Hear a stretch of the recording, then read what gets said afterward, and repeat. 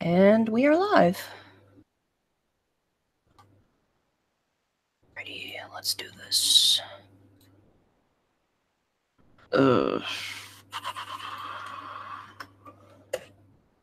Yeah.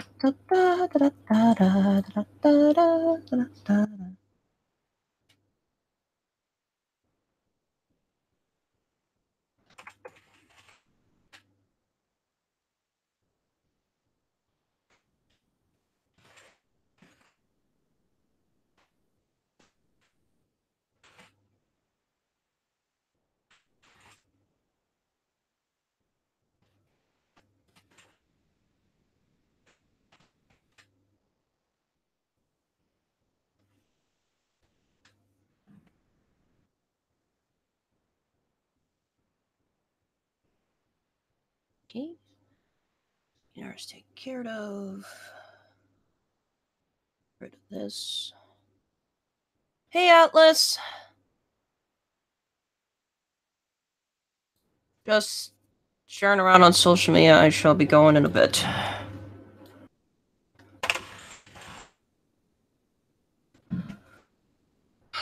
Quick when I can, apparently.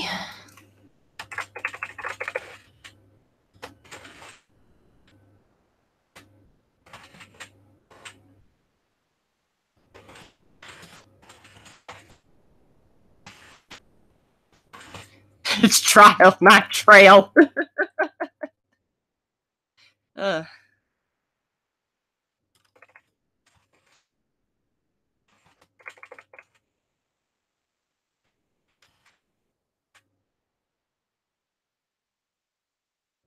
Make stupid mistakes when I type fast. Okay, so alright, take this. I don't care about notifications right now. Hi, Pam. I just don't have the screen share on right now. I usually have it off when I'm just like towards the beginning, just sharing the stuff on social media, so I don't reveal passwords and stuff. That's all. It shall be up momentarily. It shall be up when I get everything shared.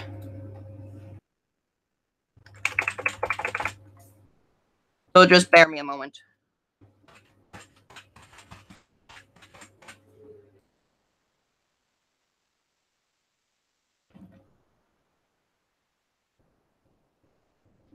Yeah, thanks, Atlas, for that. Thank you.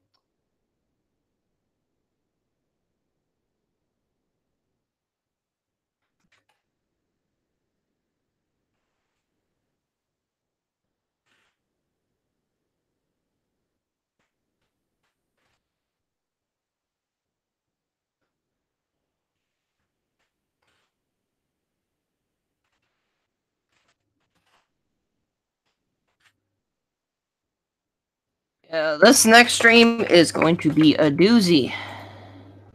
For sure. I'm sure you could probably already tell from the title.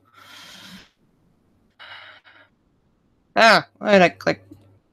Whoops. Okay, Boop.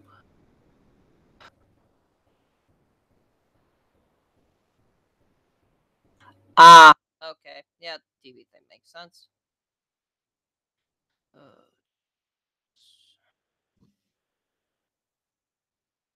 Need to bring this up on the phone. Bear me a moment.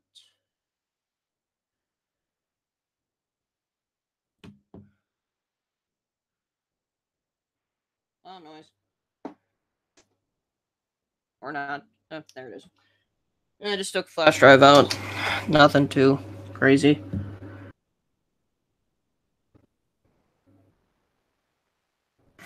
There we go. Oh, I got the chat. Okay, so poop. Camera.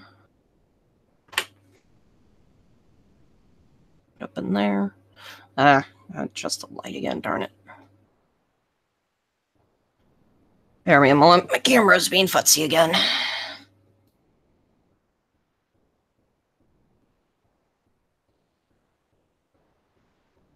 Okay.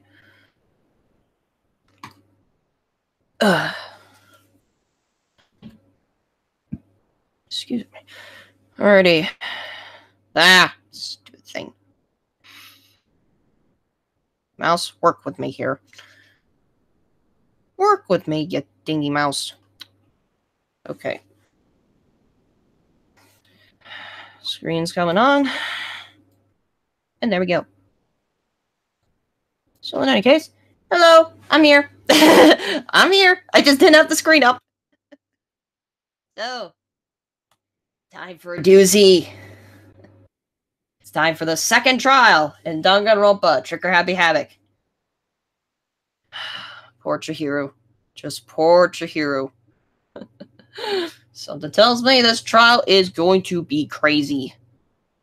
Probably more crazy than the last one.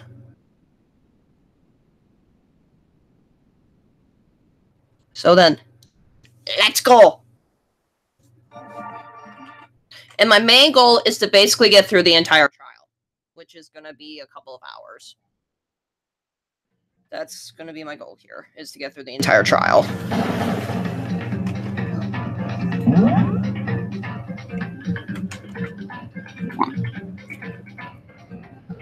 I believe I have my screen in an area where it's going to be fine, so let's go. It's okay? Yes. Yeah, I thought I had placed myself just outside the door. So, let's go.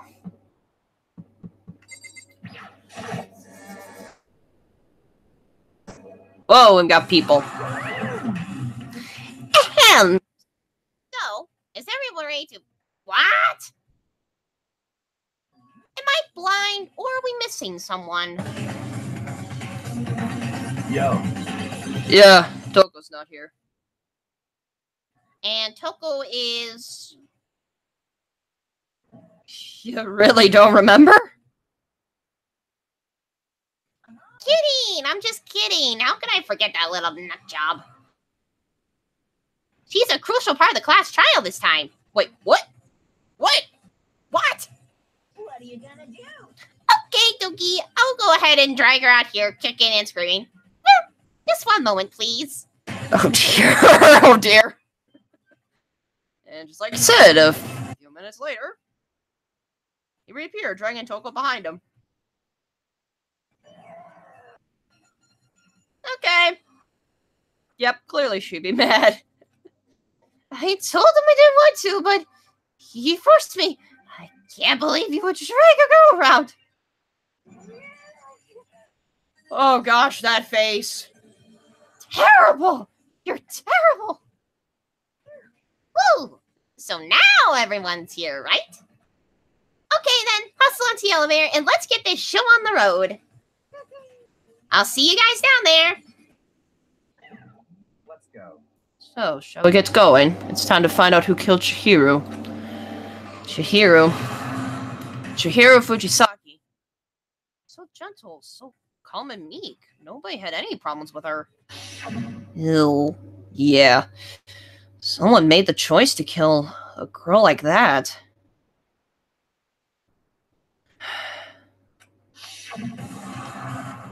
People! And that murderer is one of us. Someone standing right here. What, do I speak with somebody? I guess I speak with someone. I'll speak to Hina. I don't know. I guess it wasn't much help at all on this one. So what, do I just talk with random people, or? Toko, you okay? No, she's not.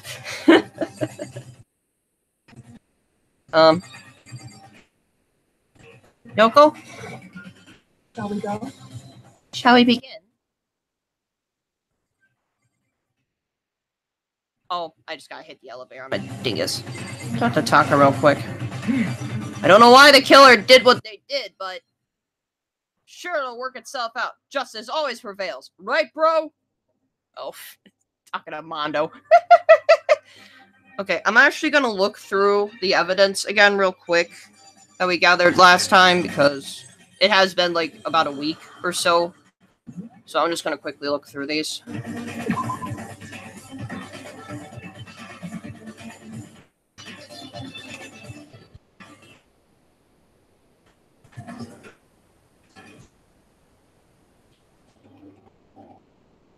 This will probably help me later. Probably help me later going through this now.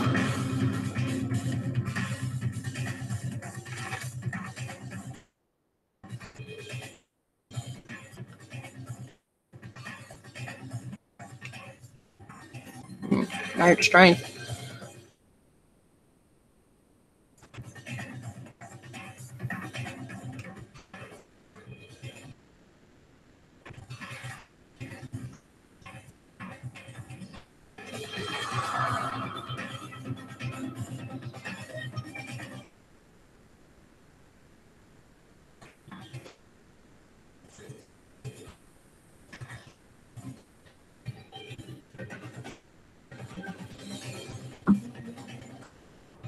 Yeah, sorry I'm being quiet for a little bit. I just really want to read these, so I kind of know what I'm doing here.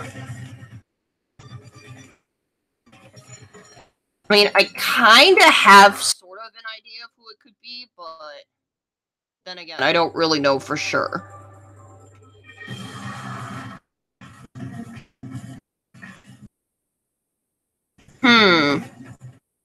So something tells me the carpets got swapped and the posters got swapped. Something tells me we're going to be involving a gender crisis in this.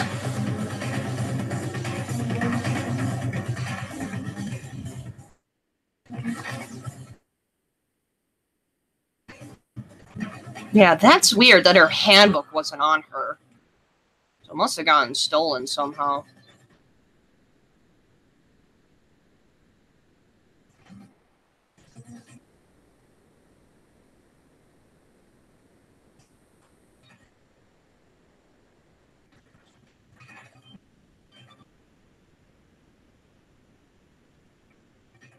Yep, the instruction cords.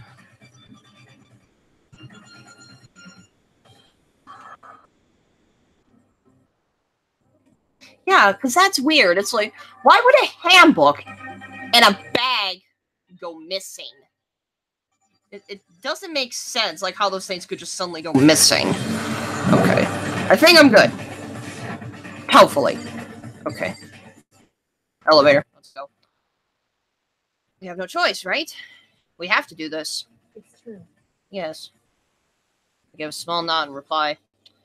One last deep breath, I walked toward the elevator on shaky legs. With each step forward, I could feel my heart starting to race faster and faster. As soon as everyone was on, the elevator began to descend. I get a handle on my emotions and stop speculating. Now, I did actually watch the anime again, like the episodes that happened before this, just to kind of get a recap in my mind, like what basically happened. So, but I have not watched the anime episode where they actually go through the trial. I watched Chihiro's death, that's it. The steel box sank with heavy clunking sounds deeper and deeper into the ground. As we went deeper, the uneasiness in my heart grew bigger and bigger. The elevator was unaffected, however, and continued to descend without hesitation. Until finally, it came to a sudden stop.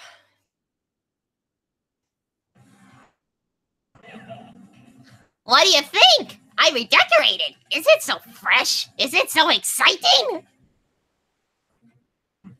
Don't waste our time with stupid questions. Let's get this over with. Good. You're rip-raring to go. Gotta say, I don't hate it. Not at all. Okay, then, let's get this show on the road. Everyone, please find your assigned seats. Well, at least with this, I don't have to talk too much, at least. So, turned open once again. A deadly judgment, a deadly deception, a deadly betrayal, a deadly riddle, a deadly defense, a deadly faith, a deadly class trial. Yeah, that probably would be a good idea. Okay. Increased influence gauged by 2, effective during class trial. I'm gonna need that. What was this? Troop bullet rate of fire affected during non-stop debate and bullet time. Algorithm.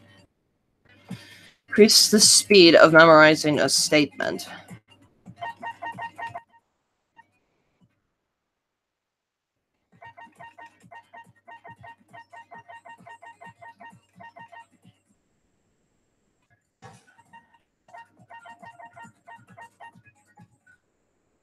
I probably shouldn't do the influence gauge instead, actually.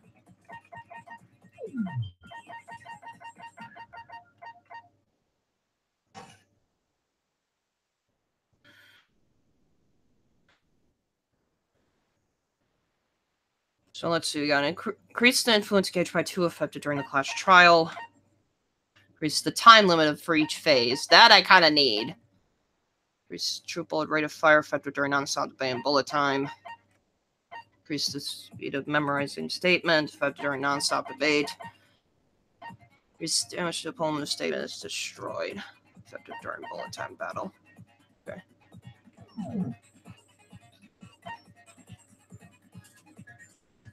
Let's go.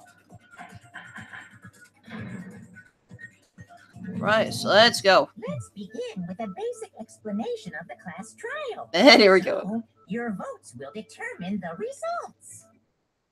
If you can figure out who done it, then only they will receive punishment. But if you pick the wrong one, then I'll punish everyone besides the back end, and the one that deceived everyone else will graduate. Ooh, this is gonna be cool. Okay then. So, first off, let's talk about the murder weapon. Okay, well that's obvious. It's the dumbbell. First we have to make clear what was used to deliver the fatal blow. It was a dumbbell, wasn't it? I'm sure it was.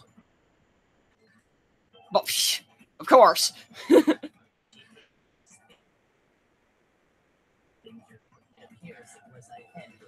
Yep, that's true.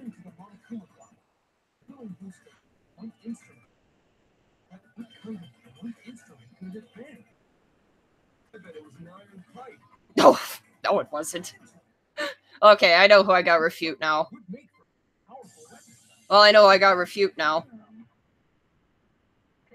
Yeah, poor Chihiro. Weapon had to be at the scene of the crime. There was something with a bloodstain on it. It was the dumbbell. How do I... Excuse me a second, I gotta do my controls again. I don't... How do I fast forward again? So it's control and space. Okay. According to the Monokuma file, the killer picked clean. I bet it was an iron pipe. No, it was a dumbbell. It was an iron dumbbell. Can we agree that the object that dealt the fatal blow was the dumbbell found at the scene of the crime? I believe that would make sense because it was covered in blood. It was covered in blood, and there was nothing else at the scene that could have caused that kind of injury. It's true. And the wound on the victim's head is consistent with the shape of the dumbbell. As far as I'm concerned, there's no mistake and no room for doubt on this one. At least, thank goodness. Look at her head wound. Yes! That's so great!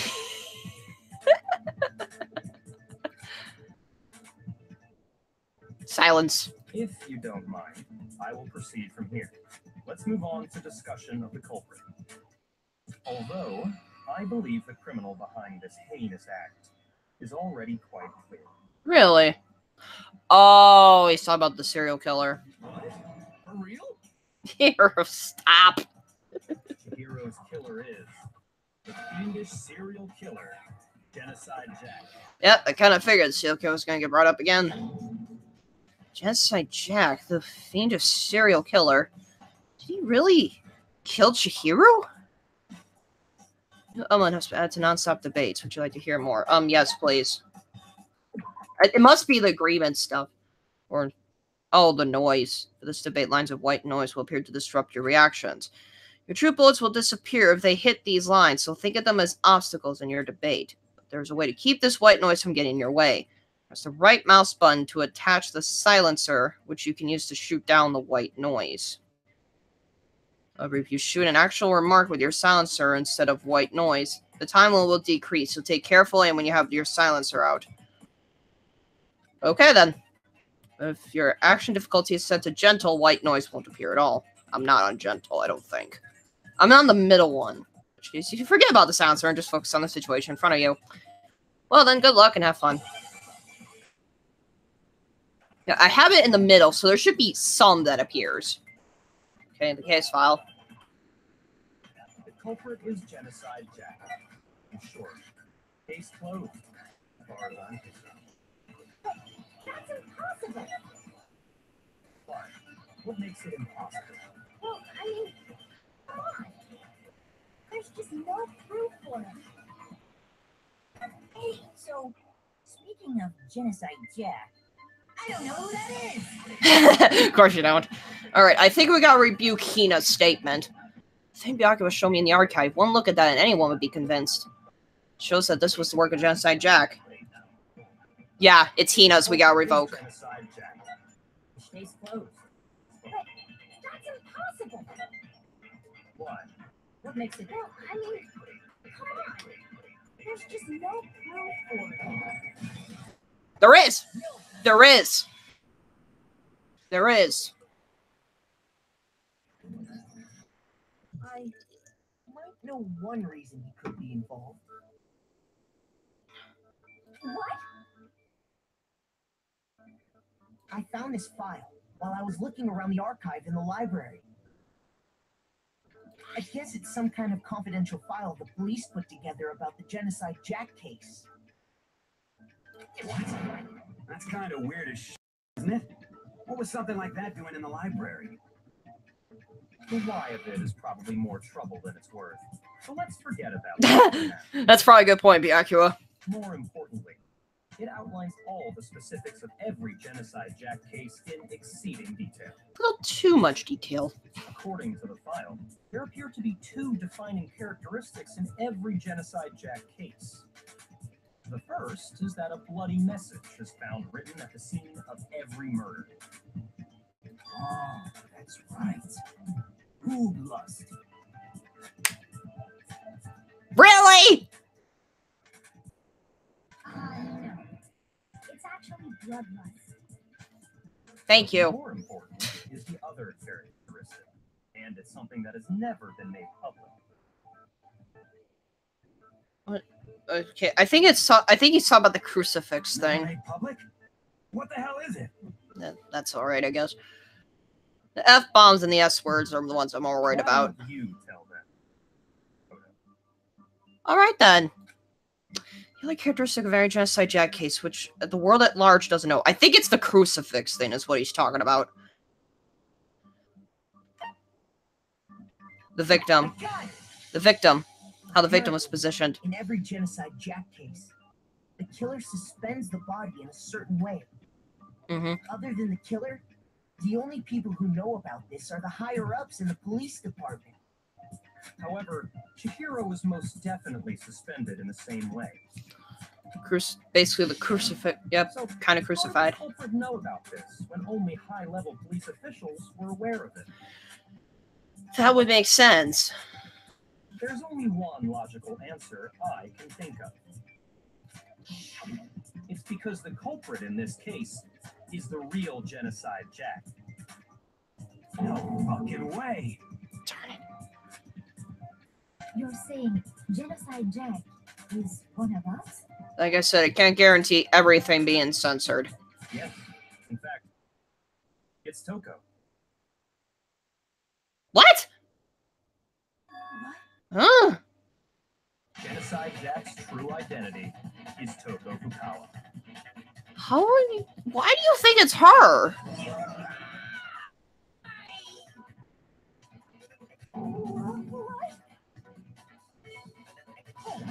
Okay, wait, hold on a sec. Just say, something tells me she's not one that would normally do that. Coco has like blodophobia or whatever, remember? What kind of serial killer is afraid of blood? That is a fair point. Is Toko Genocide Jack? The answer is yes and no. Huh? How is it yes and no? Another riddle. Damn, why is this gotta be so complicated? No, it's just that Byakuya is making it complicated. It's a riddle for sure, but I feel like I understand it. What it means for Genocide Jack to be Toko, but also to not be Toko. The answer is that she's not just one person, but multiple people, right? This is intriguing. Oh, I am Gambit, darn it. What am I spelling here? I don't even know what I'm spelling. Oh. I don't know what I'm spelling. That's the problem, darn it. Okay. What am I spelling? I have no bloody clue. What am I spelling? I don't know. What am I spelling?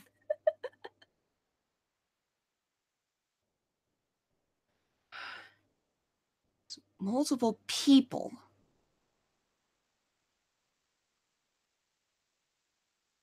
What would it be?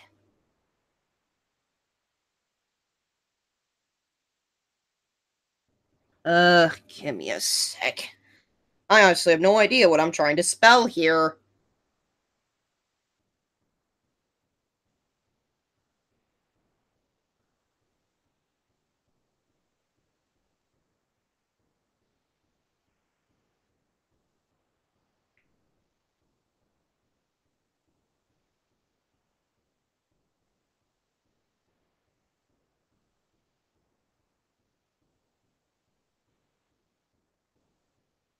Yeah, honestly, I have no idea what I'm trying to spell here. That's the problem.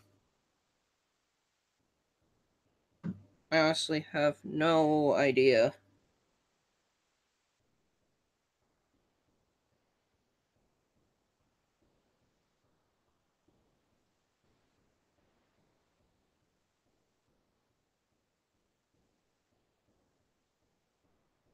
What?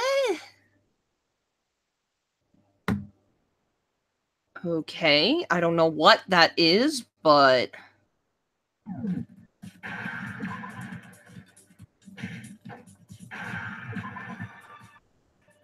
Shizo?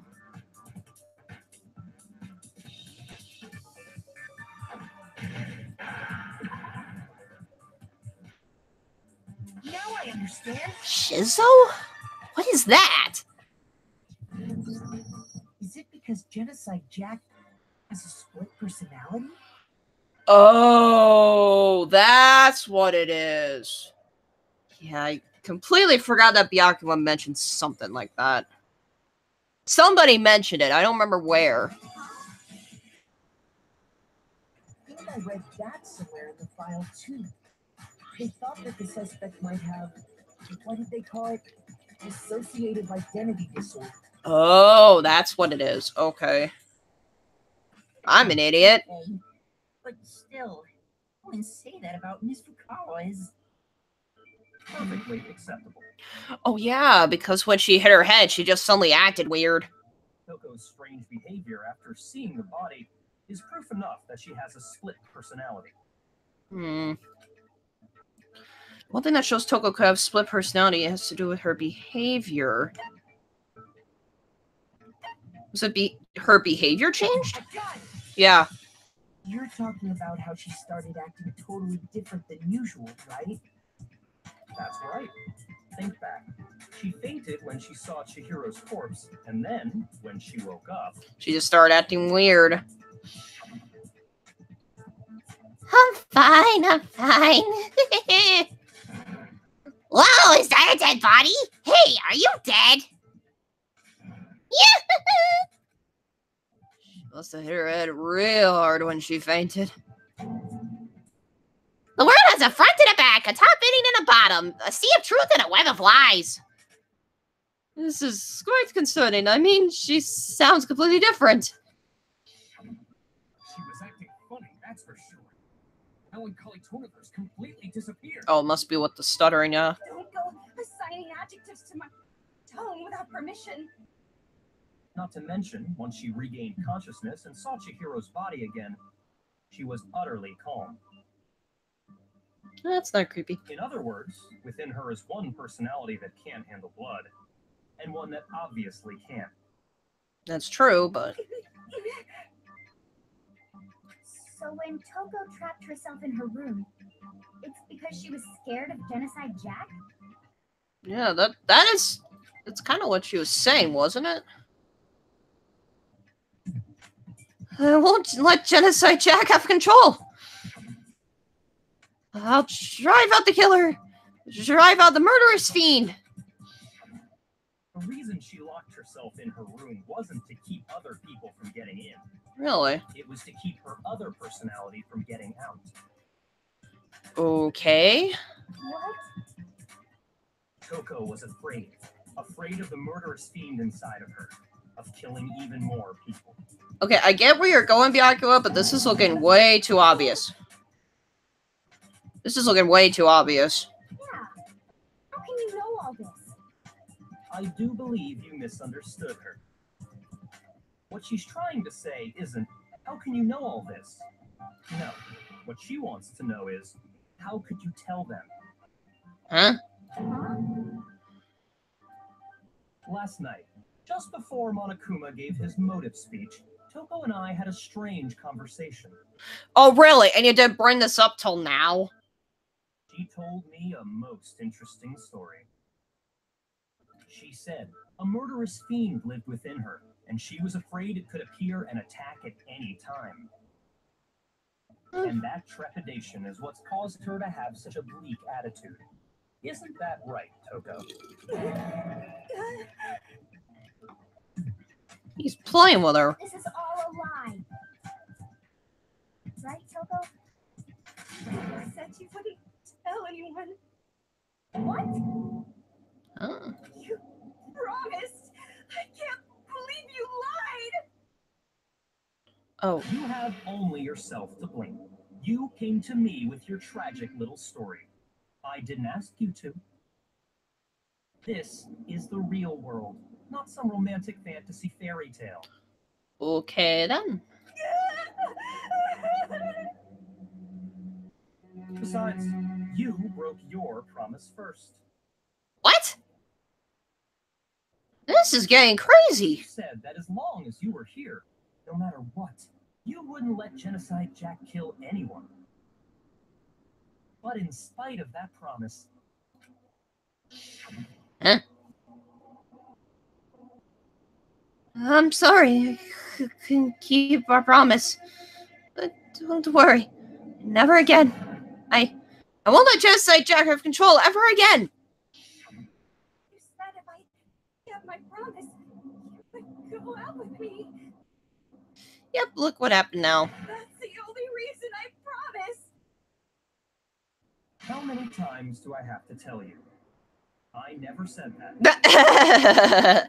Rejected. You weren't able to. You just couldn't resist that rush you got from killing. Could you? Creepy dude. I tried. I swear I tried to control it. But They're making this way too obvious. It's her. But your efforts were useless. What a disappointment.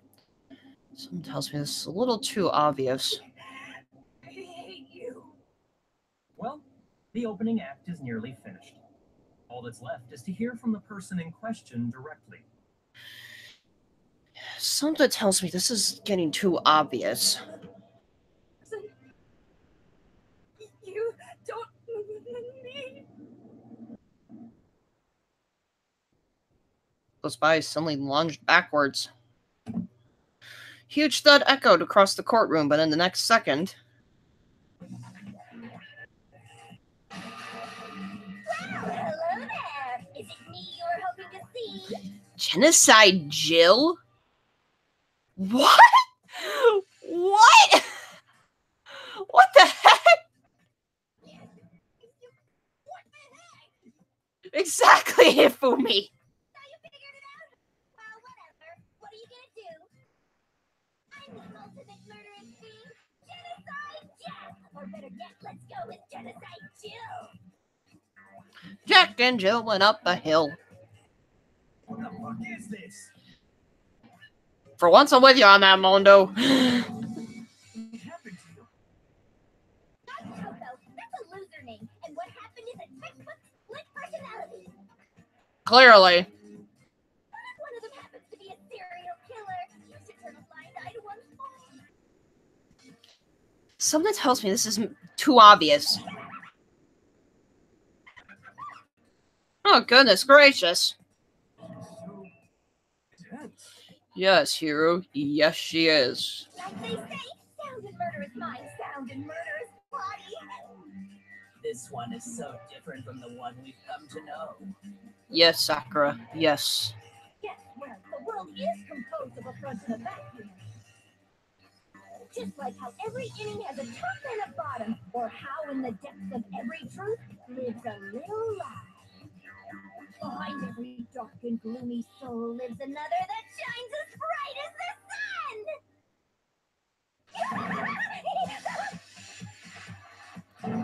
sun.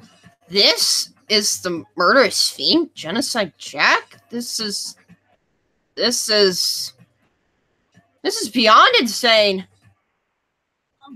Miss Jack, Jenna, can I ask you a question? What's that?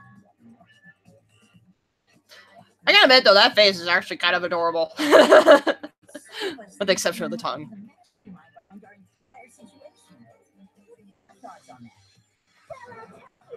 I am the mastermind of all masterminds. Just kidding. It's not true? Of course it's not true. How dare you try to link me to that crapazoid? I'm with you, Marco. I would not want that one controlling me. And another thing. The police and government and society in the outside world are totally powerless. I'm alone. Go fig. I mean, it just let this idiotic, bloodthirsty maniac go buck wild all over town. Really now? Bloodthirsty maniac. Life is pain, right? To live is to hurt other people. It's a necessary evil if you want to survive. The act of living itself causes pain for everyone. This is what? Just kidding again.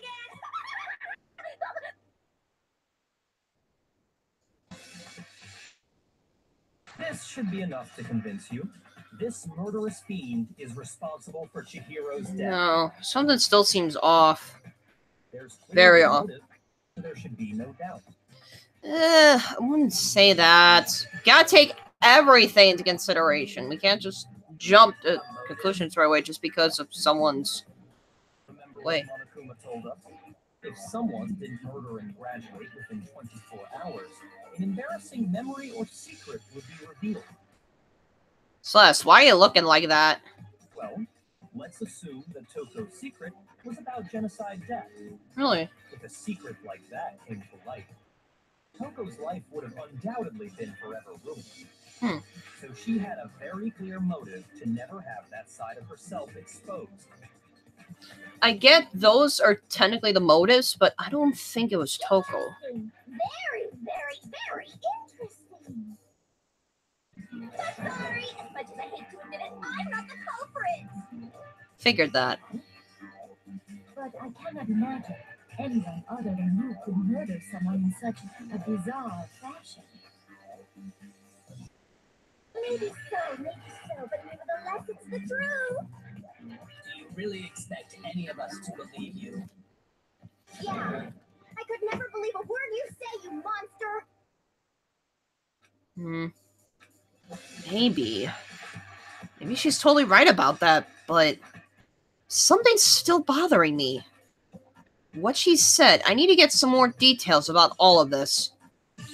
Here we go again.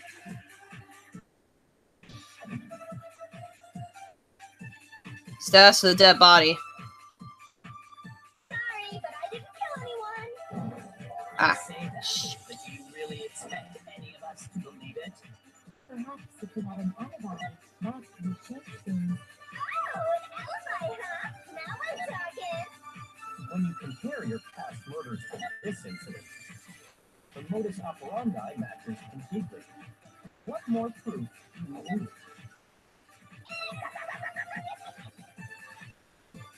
Give it up. You I gotta review Byakuya somewhere. Okay, I just have to focus on remembering Chihiro's body. That must have the answer. What did that tell us again?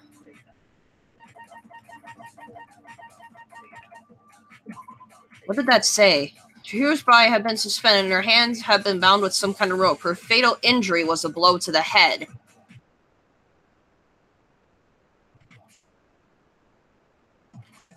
Where is it?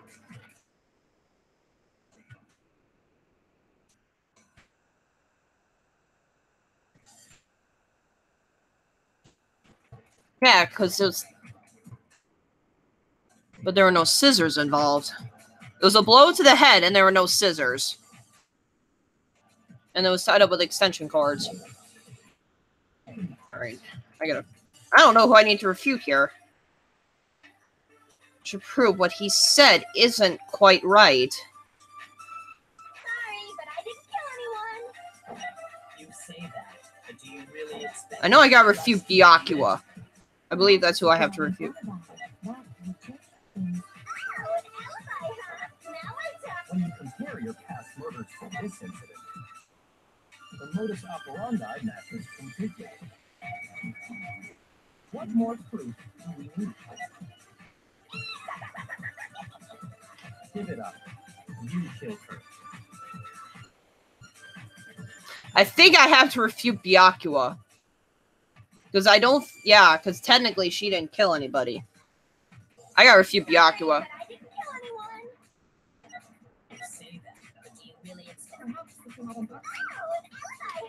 When you compare your past murders to this incident, the modus operandi matches.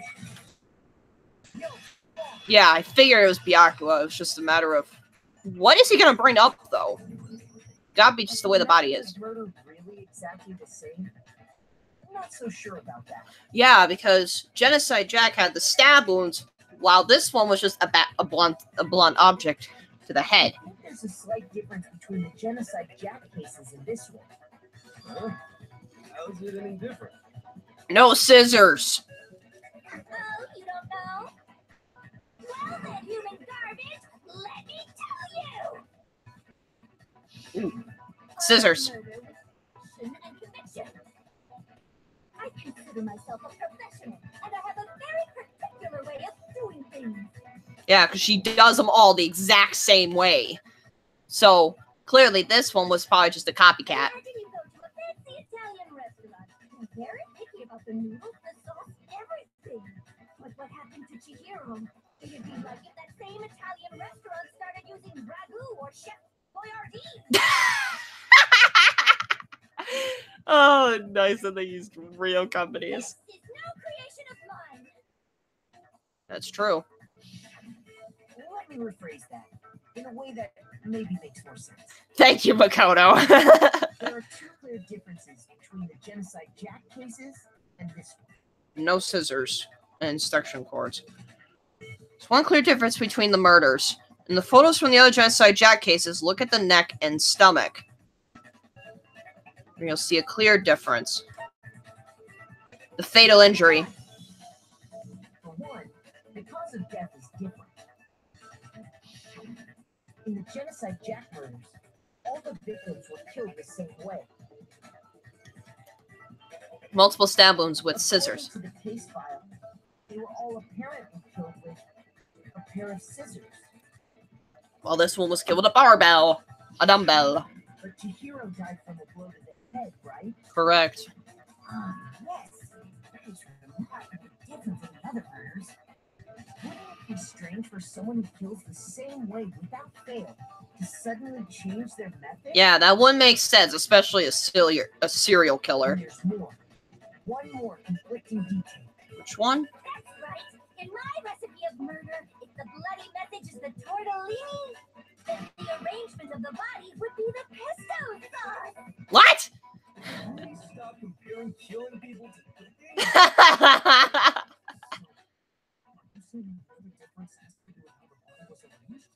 Yeah, because it wasn't suspended on the wall. It was suspended by extension cords, not scissors. That's right. The second difference related to how she was suspended. Opposed to the other Genocide Jack cases, all the other victims were stabbed through their hands. You're gonna see a clear difference. What was used to suspend her? Extension cords. Do you remember what the killer used to suspend her? He used some kind of rope to hang her up by her wrists. Extension cords. What's your point? Well, in all the previous genocide Jack cases, something else was used to suspend them. The scissors themselves. Specifically, here's a razor-sharp scissors. But in this case, scissors wasn't used. Oh, well. Yeah, Phoenix. Sad you missed that, but you can always rewind back and watch that if you really wanted to. You can catch up then. But yeah, she's nuts. Simple as that. And guess what? I used my own specially designed scissors for the murders and the arrangement.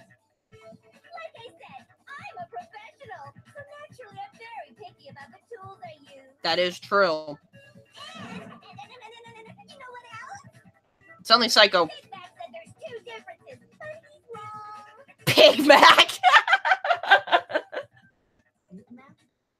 Are you referring to me? I believe she is. Listen up,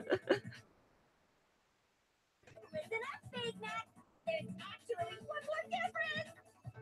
Huh? What's the difference? My word, you really didn't notice? Take a look at who the victims were in each genocide Jack case. There's a pattern there, just waiting to be discovered. Pattern. Figure that out, and it'll be plain as death why I couldn't have possibly killed that little lolly girl. Let's see. There was a pattern surrounding the genocide Jack victims, and Chihiro didn't fit it? If you look at the names of every victim, what you'll notice is... Okay. I think I figured it out. I know why she couldn't have killed Chihiro.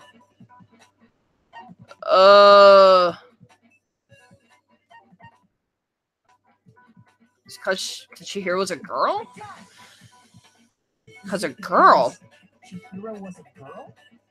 Bingo, bullseye, right on the money. Just that face.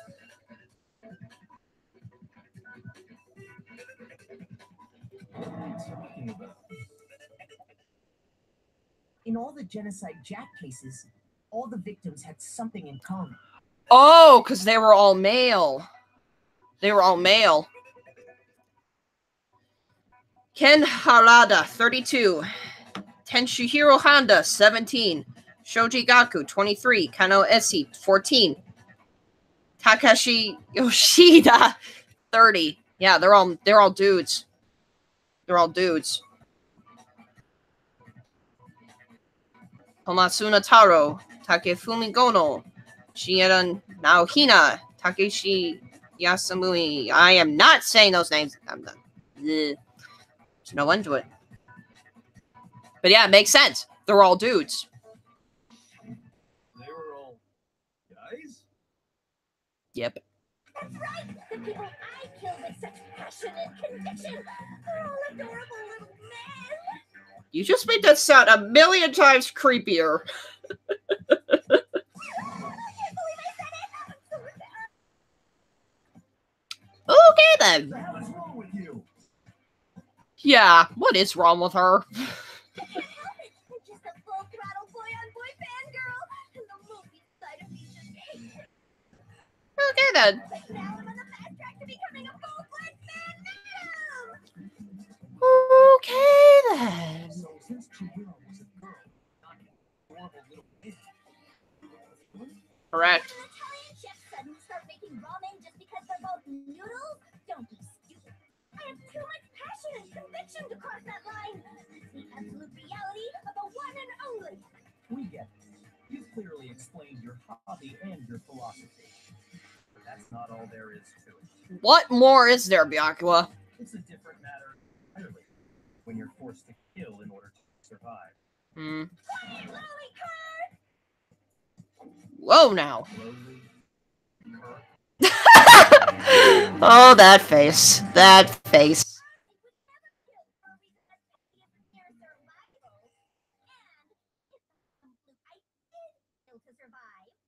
Why would I bother with the message and arrangement? It'd make me the obvious suspect.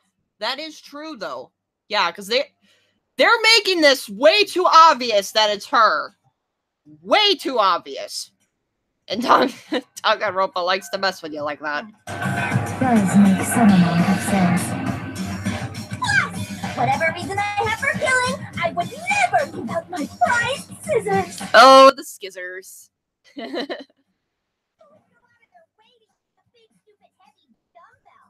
Correct.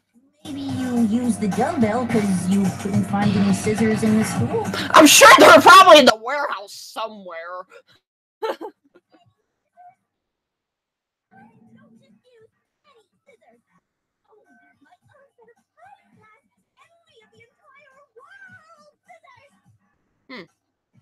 Okay, whatever. Still aren't any in the school. That's true. Are you sure about that? What?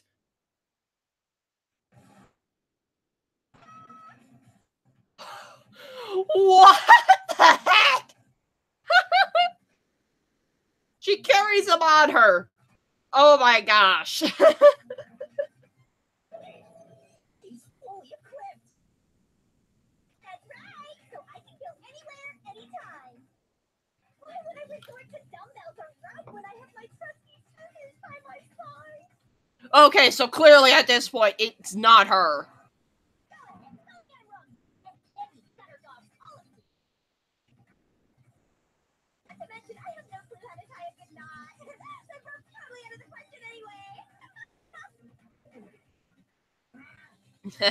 Don't worry, Tuck, I'm having the same reaction. I have no idea what's going on anymore.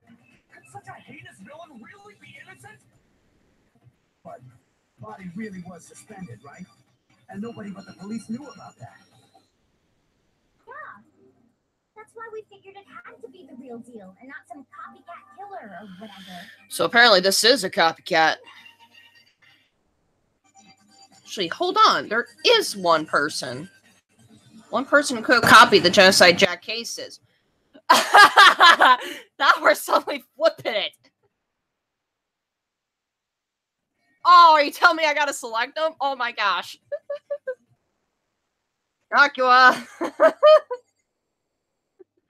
Oh my gosh. Yeah. Yeah, it should be Byakuya because he literally has a copy at home.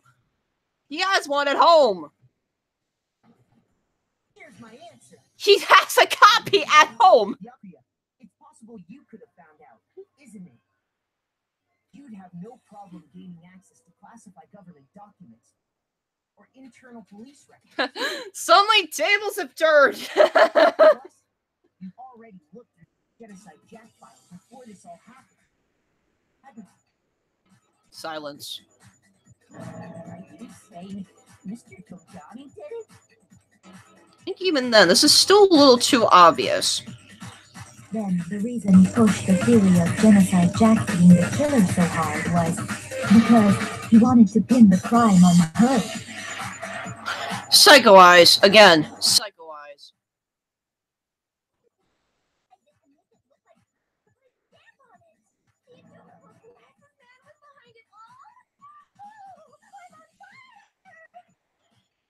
Tone it down a little bit, sweetie. Tone it down. Please. No, Byakuya, what's your response? I see. So now the suspicion falls on me. Well, yeah, because you have a copy. Must have. When would you say I began acting suspicious? Surely you must have an answer. Looking back and thinking about it now, You spent, like, almost the whole time in the library. You, like, almost never left. the way you were acting right before we discovered the body was a little strange.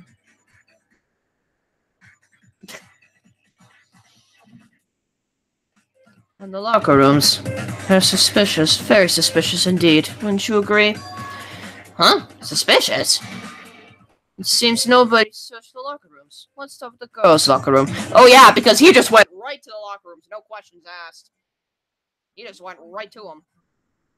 By the way, but since you're a god, I should have naturally thought of the boys' locker room first. Is that what you want to say? Victim was Chihiro. Girl.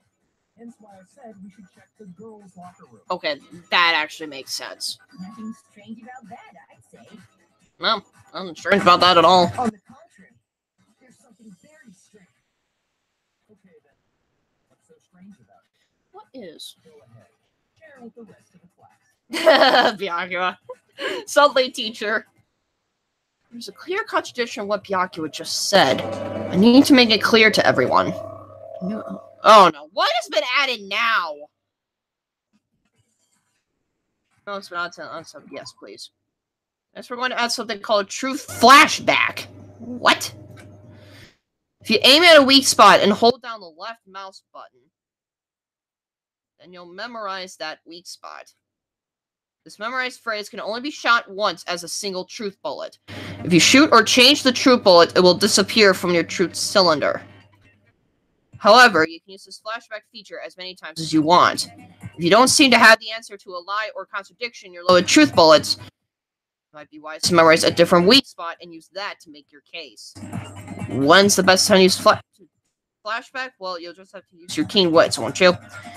In this case, though, I will say that if you don't use flashback, you won't be refuting anything. Well then, good luck and have fun. So what do we need to memorize? Okay, it gives us the Monokuma file, which probably is gonna have nothing. So...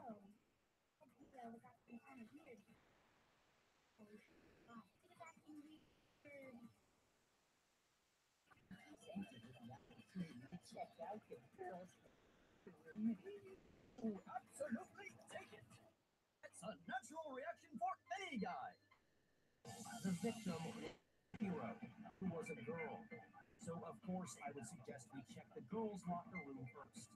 There was no time for pointless distractions. What's so strange about that?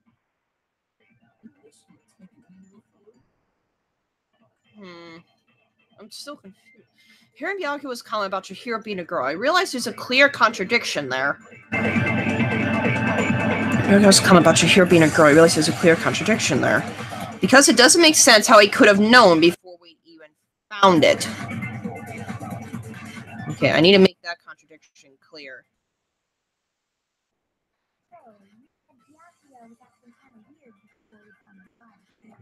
So I think we gotta get this and do it on Byakuya's? The victim Was Chihiro. Yep, that's it.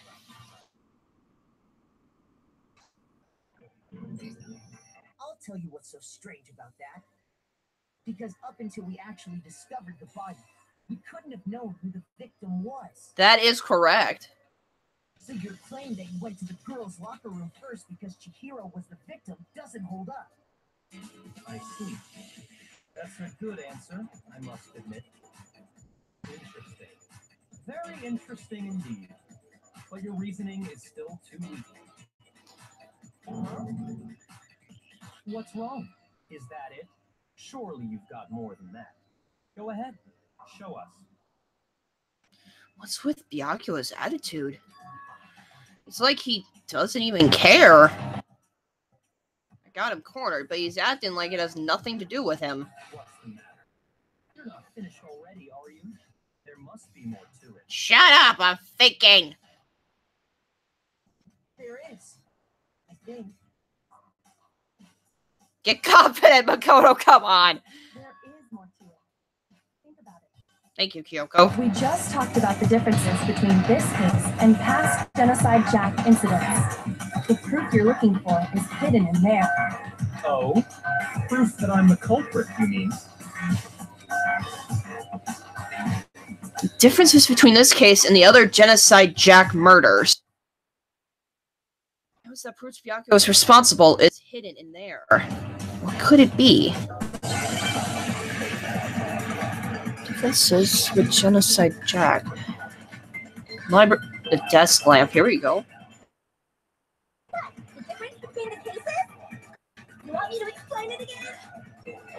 When I want to kill, I use my very own special scissors. Mm-hmm. I use those same scissors to arrange the body. That's true. But Hero was suspended here. It's some kind of rope. Was it not? Correct. Is it really a rope?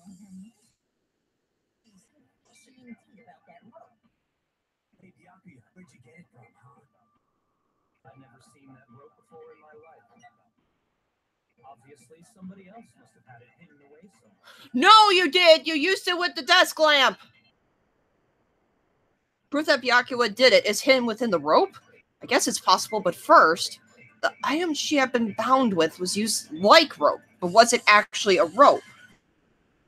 No, it wasn't. Byakuya didn't use rope, he used a very specific object. What? The difference between the cases? Okay, so I gotta refute Byakuya's statement again. Hey, Byakuya, where'd you get it? I've never seen that rope before in my life. But you did! Because you used it for the lamp! Actually, I'm pretty sure you have seen it before. Have. Emphasis on have. Because you see that rope, or should I say, that extension cord? What? An extension cord? Yuck. You've used the extension cord in the library more than once, haven't you? And the same extension cord that was in the library all this time went missing after the murder. And there's no way someone who uses that extension cord as much as you do wouldn't discover that fact. And Byakuya must be the one who took the extension cord. I can't imagine any other possibility. That's really what you think? Then your conclusion is something like this? I killed Chihiro in the girls' locker room, then hung her up and wrote that bloody message. Wait a minute! He couldn't have gone in there, though. Because, dude. I intentionally made it look like Genocide Jack was behind it. Is that about right? He's doing it again. He's totally calm, totally unconcerned. As if he's not even involved. Because he isn't! Wait, not even involved? What's wrong? I asked you if you think that's what happened. Oh, yes, that's what happened. So that's it, right? Byakuya's the killer. No, it isn't. Because he couldn't have gone in the girls' locker room. Oh, shut up. So he'd be totally willing to do something like this to win. Sorry, but could we hold on just a second? I think we need to talk about this a little more. Thank you. Thank you. You really need to. You've already decided you did it. I know, No. but still, there's something that's still bothering me. Is that right? And what, pray tell, is still bothering you? Yakuo, you're just so blunt. I killed her in the girls' locker room, then disguised my crime.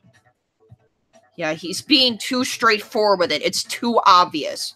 Plus, he couldn't have gone in there anyways. Specifically, I dressed it up to make it look like it was the work of a homicidal psychopath. No, he couldn't have gone in there, though. What about all that bothers you? He couldn't have gone in there in the first place. Wait. Was that just now? Something's not right. Chihiro's body was definitely found in the girls' locker room, but does that mean... Can I really just accept what Byakuya said as the truth? No, I don't think so. There's definitely something off about what he said. Present scene of the crime extension cord is the scene of the crime. I got it. Because You say you killed Chihiro in the girls' locker room, right? he could not have gone in there. Are you sure about that? Isn't it possible that the murder took place somewhere else? How disappointing. Shut up. What kind of question is that? Even in the world of disappointments, this is a true letdown. She was found dead in the girls' locker room. There is absolutely no question about Wait, that. did I get it wrong? How could the scene of the crime have been anywhere else? Well, I think it's entirely possible that she was killed somewhere else, then carried there later, along with the rest of the murder scene. Oh, that's right, because everything got swip-swapped. Rest of the murder scene? That was awfully specific. Please tell me you have a reason for saying all of that. Byakula. I believe I do. Hey, Byakula, did I just take you off guard? The story suddenly moved to the crime scene. Byakula, who'd been so confident up till now, maybe Byakula never even realized that the actual scene of the crime could have been somewhere else. Without permission? What do you mean she was killed somewhere else? Come on, Makoto. If there's any chance the murder took place somewhere else, let's see the proof. Because everything got swip-swapped. Evidence that shows the murder took place somewhere else. There was something that was switched between the boys' and girls' locker room. It was the carpets and the posters. I think it was the poster. I think he's talking about the posters.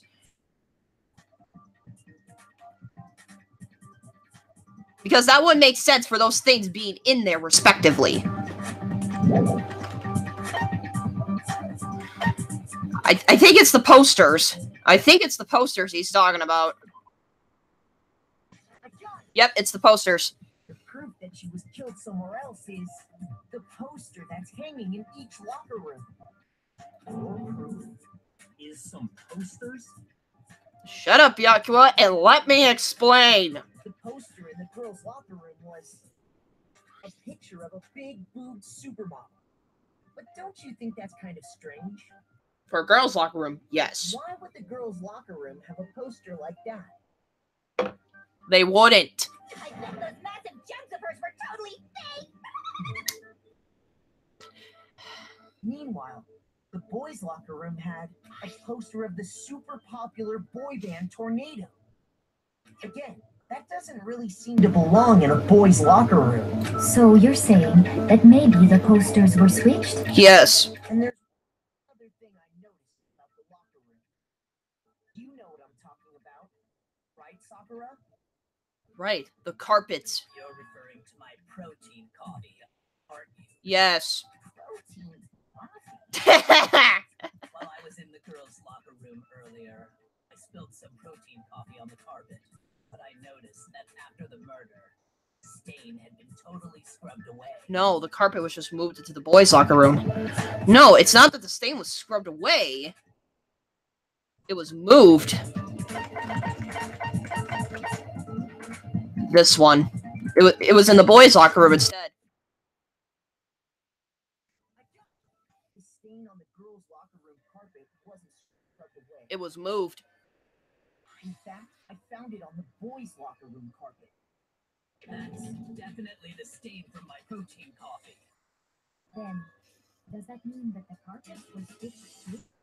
Yes. But why would anyone do that? To move the murder scene from one locker room to the other. It's certainly plausible, don't you think? In other words, in order to completely swap the scene of the crime, the blood-stained poster and carpet were moved along with the dead body. By doing this, the killer was able to change the entire room where the murder took place. I can certainly follow your reasoning, but why did the culprit bother doing that? Confuse the gender. Why did they go through all that trouble of searching the scene of the crime? Actually, an even bigger question. If the murder did take place in the boys' locker room, then how did Chihiro get in the boys' locker room in the first place?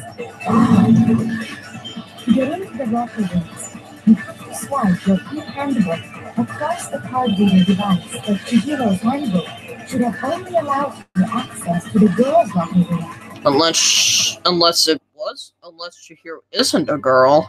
She had no way to get into the boys' locker room to begin with. No, she did have a way, and I can tell you what it was.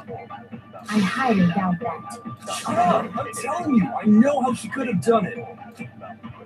Is he right? Could Chihiro have really gone into the boys' locker room somehow? Oh, I wonder if it's talking about the broken...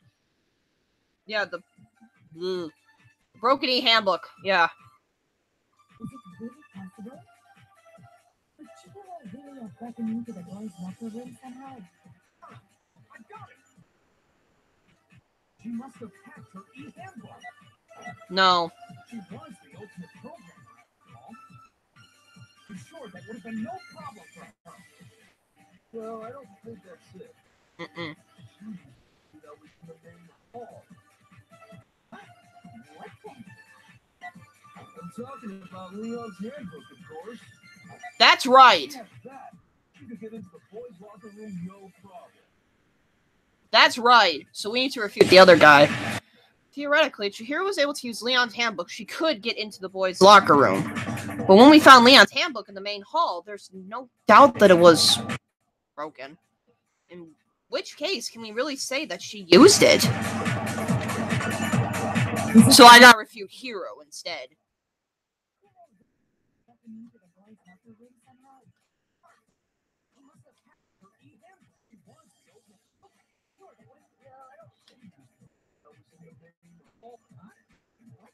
I'm talking about Leon's handbook, of course. Yeah, because it was broken. So how could it have been used? No, I don't think Chihiro used Leon's handbook. Why not? It was broken. Because Leon's handbook is broken. Oh, well then, yeah, I guess that'd be pretty impossible, huh? I'm struck silent by how quickly you gave up. Yes. Is there a regulation against using someone else's handbook? Well, not people that are alive. Actually, the rule states that loaning your handbook is prohibited. It says nothing about borrowing one. Correct. In other words, you could borrow a dead person's handbook all you want, and you'd be safe. Loophole! Get the nails clear on the napkin. Of course, if it were broken, that wouldn't make any sense anyway. So then, she must have hacked it. Like I said, she used her ultimate programmer skills and... No, I don't think she would have hacked it. You can't fix an e-handbook. The instant you open one up, a security buzzer starts blaring. So if she didn't use Leon's handbook, and she didn't modify her own handbook, Maybe Mr. Naegi's initial assumption is just wrong. No, we're on the right track. I think it's just... It seems like there's no way she could have got into the boys' locker room. I guess so. Unless we're dealing with a gender crisis. Okay then, I vote for Byakuya. So this just still seems off. Still seems off. Is that it then? Chihiro was killed in the girls' locker room. Byakuya was the one who did it? Really? Still, I don't know what else I can do. Hold on a second. Oh, thank you, Kyoko. I agree with you, though. I think you're on the right track. What the? You finally decide to open your mouth and that's what you got to say? Well, she has been silent for a while, There's no way so... she could get in the boys' locker room, right? So, Why are you so sure she couldn't get in? There's still one other way she could have gained access. what? Mondo. What are you talking about? What other way is there? Well, to explain that, why don't we take a little break from the trial? I'd like you all to come see something. What? Wait. Just what do you think you're doing? Monokuma. Don't worry. This will make the whole trial more exciting. I'm sure that thought must please you. Huh? It'll make things more exciting. She knows what to say to appeal to Monokuma. That's genius. All right then. I declare an official class trial recess. For real? Now then, what is it you want to show us? It better not be boring or I'll be very unhappy. Monokuma, shut up. Oh, I have no doubt it'll meet your lofty expectations. So, shall we go? Where are we going? So before I even knew what was happening, the class trial had been put on hold. We head off with Kyoko in the lead. And where she took us was... back to the crime scene? Why are we back at the crime scene? Yeah. Girls' locker room? Why? We already searched this place top to bottom. What are you trying to pull, Missy? At least I don't have to speak. I'd like you to examine the victim's body one more time. What do we need to examine? Want to check it again? Be sure to examine the entire body very carefully. Take your time. Examine her Carefully. Like using our hands? Hifumi, stop right now. Stop. Wait. I said stop. It's probably best if I don't let my hands all over a girl's dead body. It's not that I'm freaked out or anything. It's just based on religious grounds, you know? No. Religion. Very well. I'll do it. Oh. Okay. Okay, Sakura. Okay. But you're a girl. You shouldn't have to touch a dead body. Just let one of the boys do it. She's buff. No, okay. I think Chihiro would rather have a girl examine her. So just leave this to me. What do we find here? Sakura, Just stop it, Hina.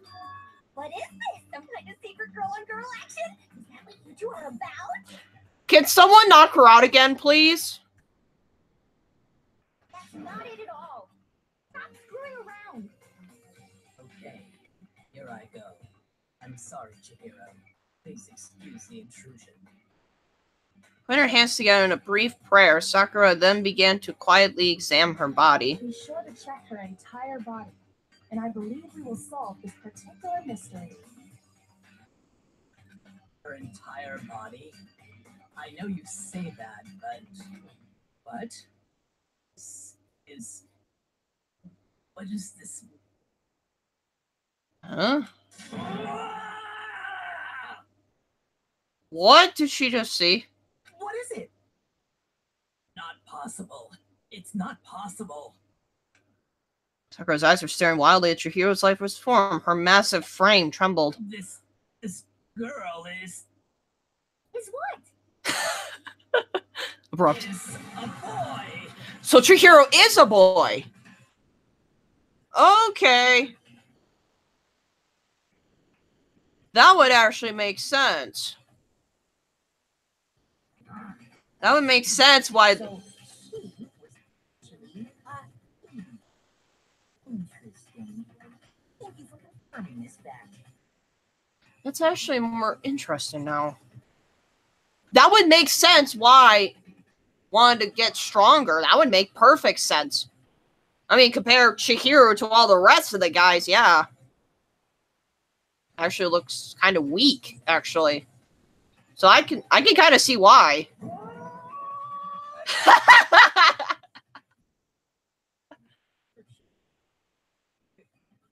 wouldn't joke about this. It's really true? Hero was a guy? But why a skirt? Oh, what? You guys didn't know? Heck, I knew that right off the bat. Don't bother, Monokuma. Chihiro Fujisaki was totally a guy.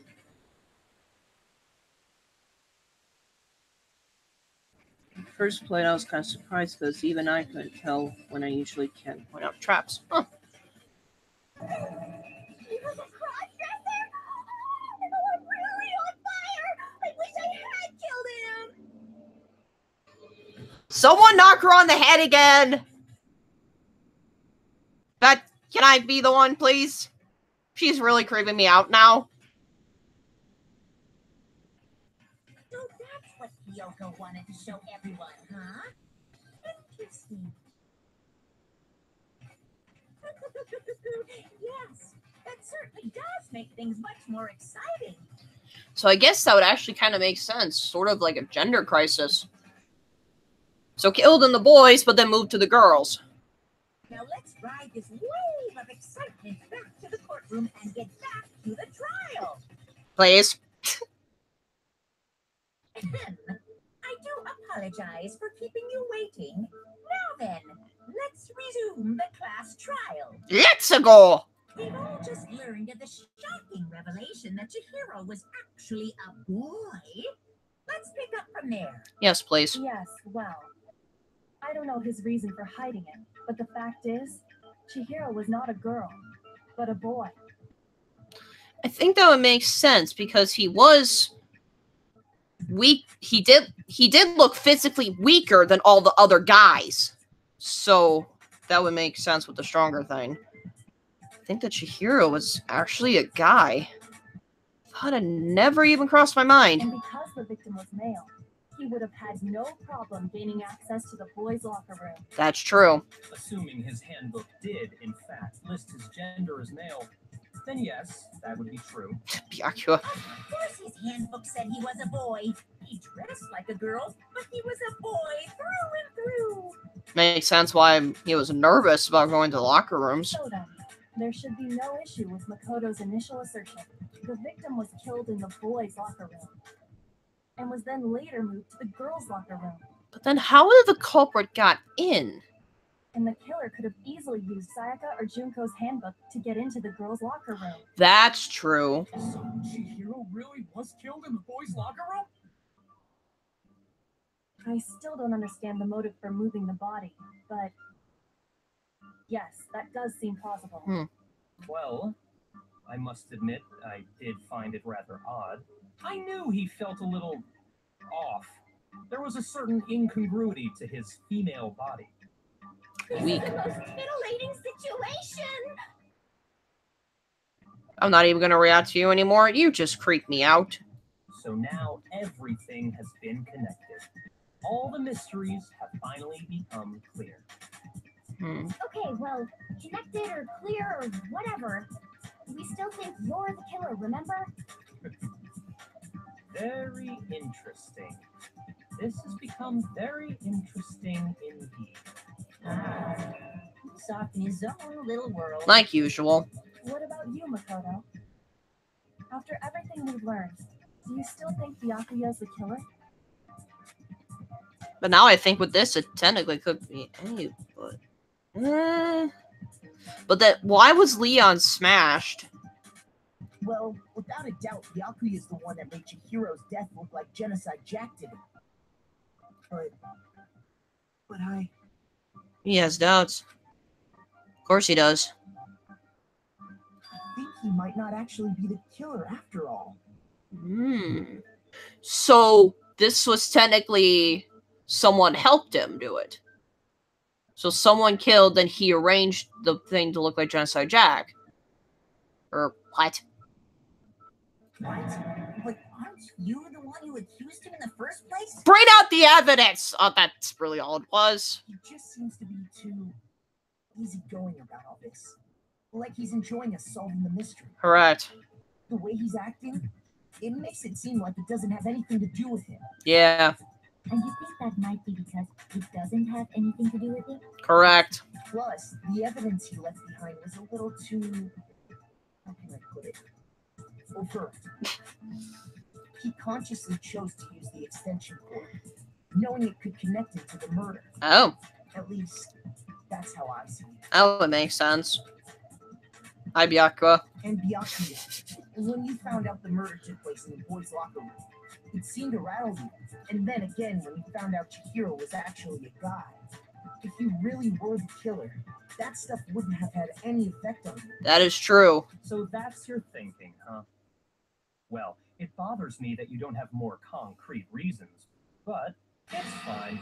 I guess I'll mark it as correct for the time being. Byakuya, you're just so complicated, dude. Mark it as correct. He's right. I am not the culprit. Well, that's I good. just happened to come across the corpse in the girls' locker room and decided to alter it. Wow. Are you fucking with us right now? No, I am not effing with you. I'm telling you the truth. Oh my gosh, I absolutely love that he actually censored himself. Oh, that's gold. I don't know of a lot of characters that actually do that. That is This is why I love the voicing. Just I find it very hard to believe. Go ahead, find it very hard to believe. You're free to be executed along with the rest of us. If you're really telling the truth, then why? Why do you do that to his body? My reasons hardly matter right now. Uncovering the culprit is much more important. Yeah, we can ask Byakuya about all this later. Right now, we need to not die.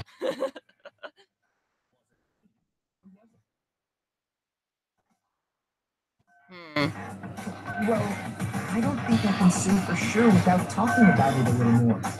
You're seriously gonna keep going? We're all good, aren't we? I thought it was clear Byakuya did it. No. I think, again, it's making it too obvious. No, I'm with Makoto. If there's any doubt whatsoever, we need to explore every possibility. Correct. Bring out everything to light until there's nothing else you can bring out. Because if we're wrong, we all die here. Correct. That's true. Very well then. I'm with you too. You're just flowing with this. Damn straight. Count me in. Do you not have a mind of your own? Of course I do. What am I, an ant or something? Anyway, Hero, I love you. we still have time to make our decision. That's very true. Our lives are all on the line. Excellent. Then shall we resume our game of hide and seek? Hide and seek? But if Byakuya didn't do it, then who's the real killer? Who murdered Chihiro? There's one thing we can be sure that we know about the killer. The killer was able to gain access to the real murder scene, which means... Killer's a girl? I think? No, that can't be right. Okay. Murder scene was in the boys' locker room, and to get in there, you need a guy's handbook. Girl wouldn't have had any way to get in, so none of them could be the killer. Get everything about it again. It's like I just embarrassed myself in front of everyone. Just wanting to be sure about the killer. The killer was able to gain access to a murder, which means... Genocide Jack? No. I don't think we could go back to Genocide Jack on this.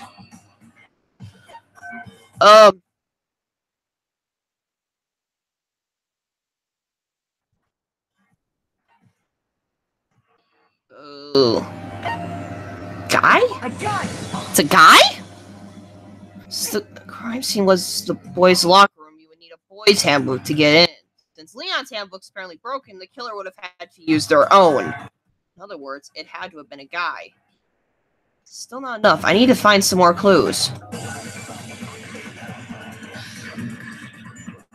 Hi, JJ Savage. Okay. Okay, what did Celeste say again? What did she say before? Okay, so it's Chihiro in the warehouse. Exercise clothing. Way to exercise. Celeste had told anyone but Makoto. Makoto's the only one that knows this info.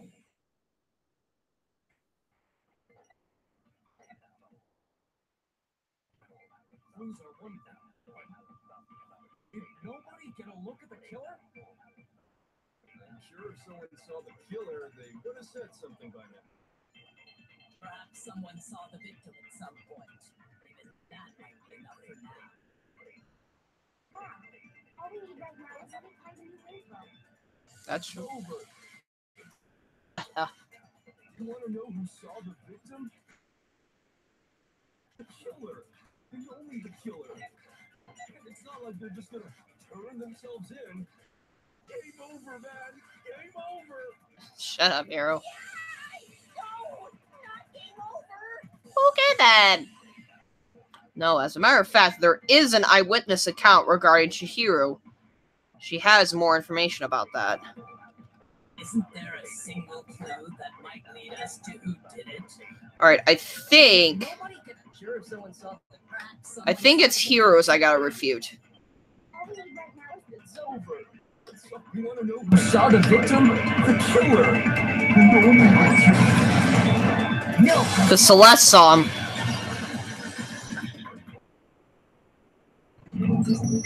I believe someone else did see the victim before he was murdered. What do you think, Celeste? now that you mention it, yes. I did see him. Oh, that's right. Because Makoto was the only one she told. No one else knows this. Oh, but I suppose only Makoto knows about it. Makoto. The rest of you had no idea. Did you? That is why you're all making such ugly noises. Whatever. Just hurry up and tell us. Because last night, right before nighttime, I saw Chihiro in the dormitory warehouse. I saw you stuffing a track jacket into a duffel bag. And then, I assumed he headed off to exercise. That jacket in the duffel bag. But we didn't find anything like that at the murder scene. It seems likely that the culprit destroyed them to get rid of any evidence. That would make sense. And that is when he said something that struck me as rather odd.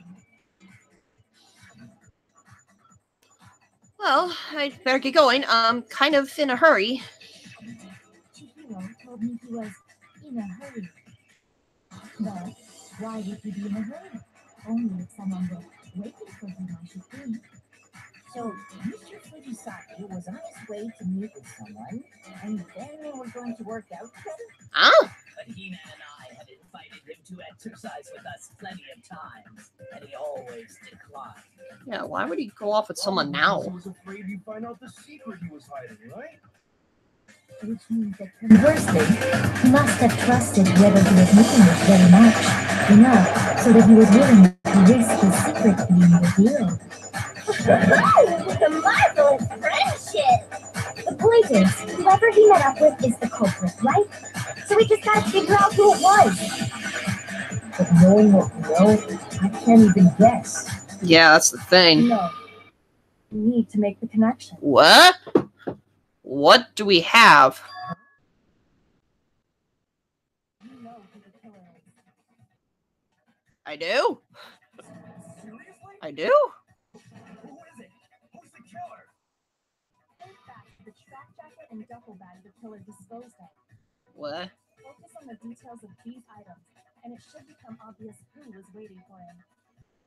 Huh? Are you sure about that? Details about the track jacket? You really think we can figure out who did it based on two pieces of evidence that we don't have? Yeah, JJ Savage, you know who the killer is. Do not say it in the comments. No spoilers. What? You want to track down some fingerprints or something? Even if we had the equipment, we wouldn't know how to use it. As was noted, the evidence is already gone. There's nothing to get fingerprints from. Maybe, but we can make certain inferences if we just take the time to talk it out.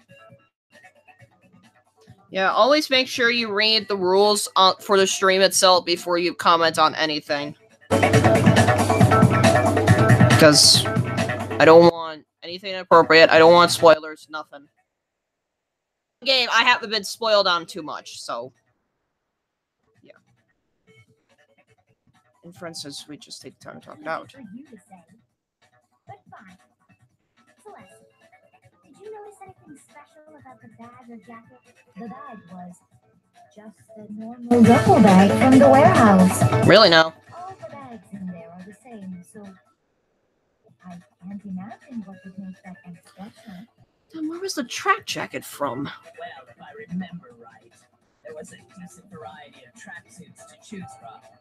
Do you think there might be some connection between the culprit and Chihiro's jacket? What? Perhaps. Let's explore that and talk a bit more about the jacket you took. What? Mr. Hill's track jacket really holds some clue about the killer? Somehow it's really hard to believe. Yeah, I'm kind of getting confused about this now too. First of all, we know where Chihiro was headed. He was on his way to go exercise. That's true. So next we have to ask, why did he choose the specific tracksuit that he did? What do you mean, the specific tracksuit? I got it. He picked that tracksuit because it matched the one the culprit was wearing. Okay. So, what you're saying is, the killer was wearing the same blue tracksuit as him? My tracksuit is black. I don't even have a tracksuit. This exercising sucks. Ah! tracksuit. Personally, I got it from the warehouse. Did any of that really help us getting closer to figuring out who the culprit is? No way. Not a chance. I am very confused. You heard him, right? What he just said without even realizing it? Who? She's right. What he said just now is really odd. How did he know something like that? Wait, what? First of all, we know where Shihiro was headed. He was on his way to go exercise. Who are we talking about here? So next we have to ask, why did he choose the specific tracksuit that he did? What do you mean, the specific tracksuit? I got it! He picked that tracksuit because it matched the one the culprit was wearing. So, what you're saying is, the killer was wearing the same blue tracksuit as him? My tracksuit is black. I don't even have a tracksuit. Because exercising sucks. I have a white tracksuit personally. From the warehouse, if you must know. Did any of that really help us getting closer to figuring out who the culprit is? Not a chance. All I'm seeing is various types of What he tracksuits. just said without even realizing it? What? I am very confused.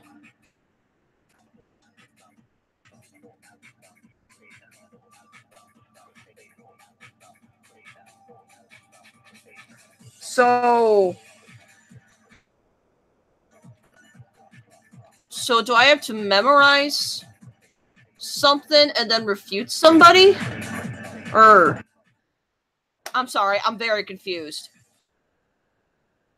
Yeah, I can. It's gotta be something with the suit colors. So here I had white. They're thinking it would be blue. Someone had black. Only 3 people know the color to cheat. Chance suit. Only 3 people know the color. Oh. So. Wow.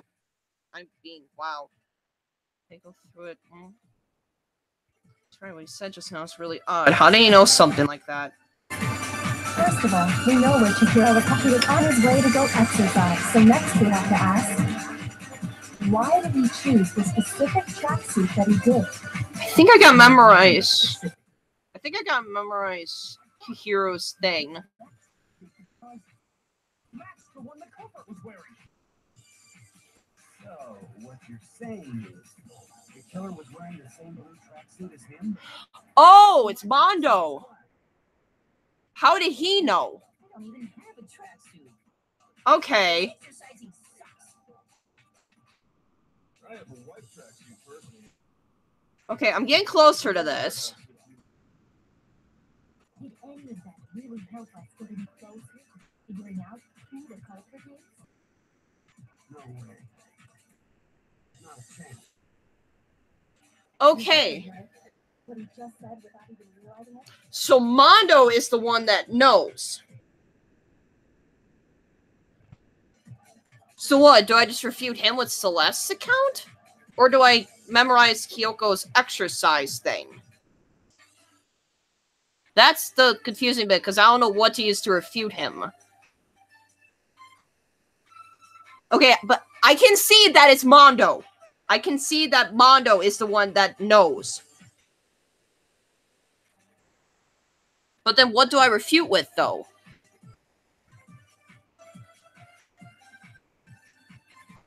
Yeah, but it's only 3 people. See, Chihiro himself, Celeste, it's only Mondo. Why would he know that?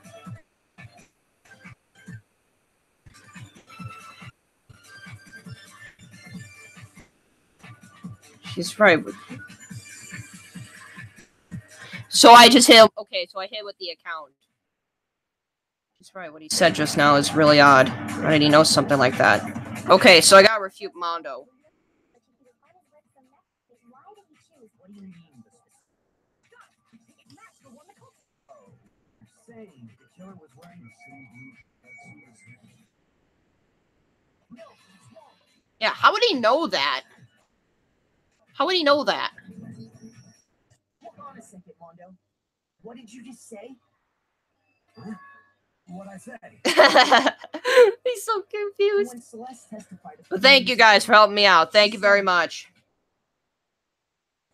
So that's it's not obvious to me right away. I saw him stuffing a track jacket into a duffel bag.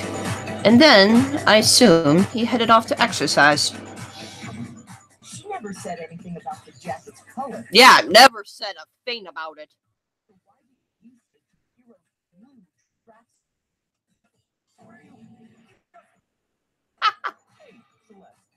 What color was Chihiro's tracksuit? As a matter of fact, it was blue. And before we began the trial, did you tell anyone that? No. The only one I told about any of this was you.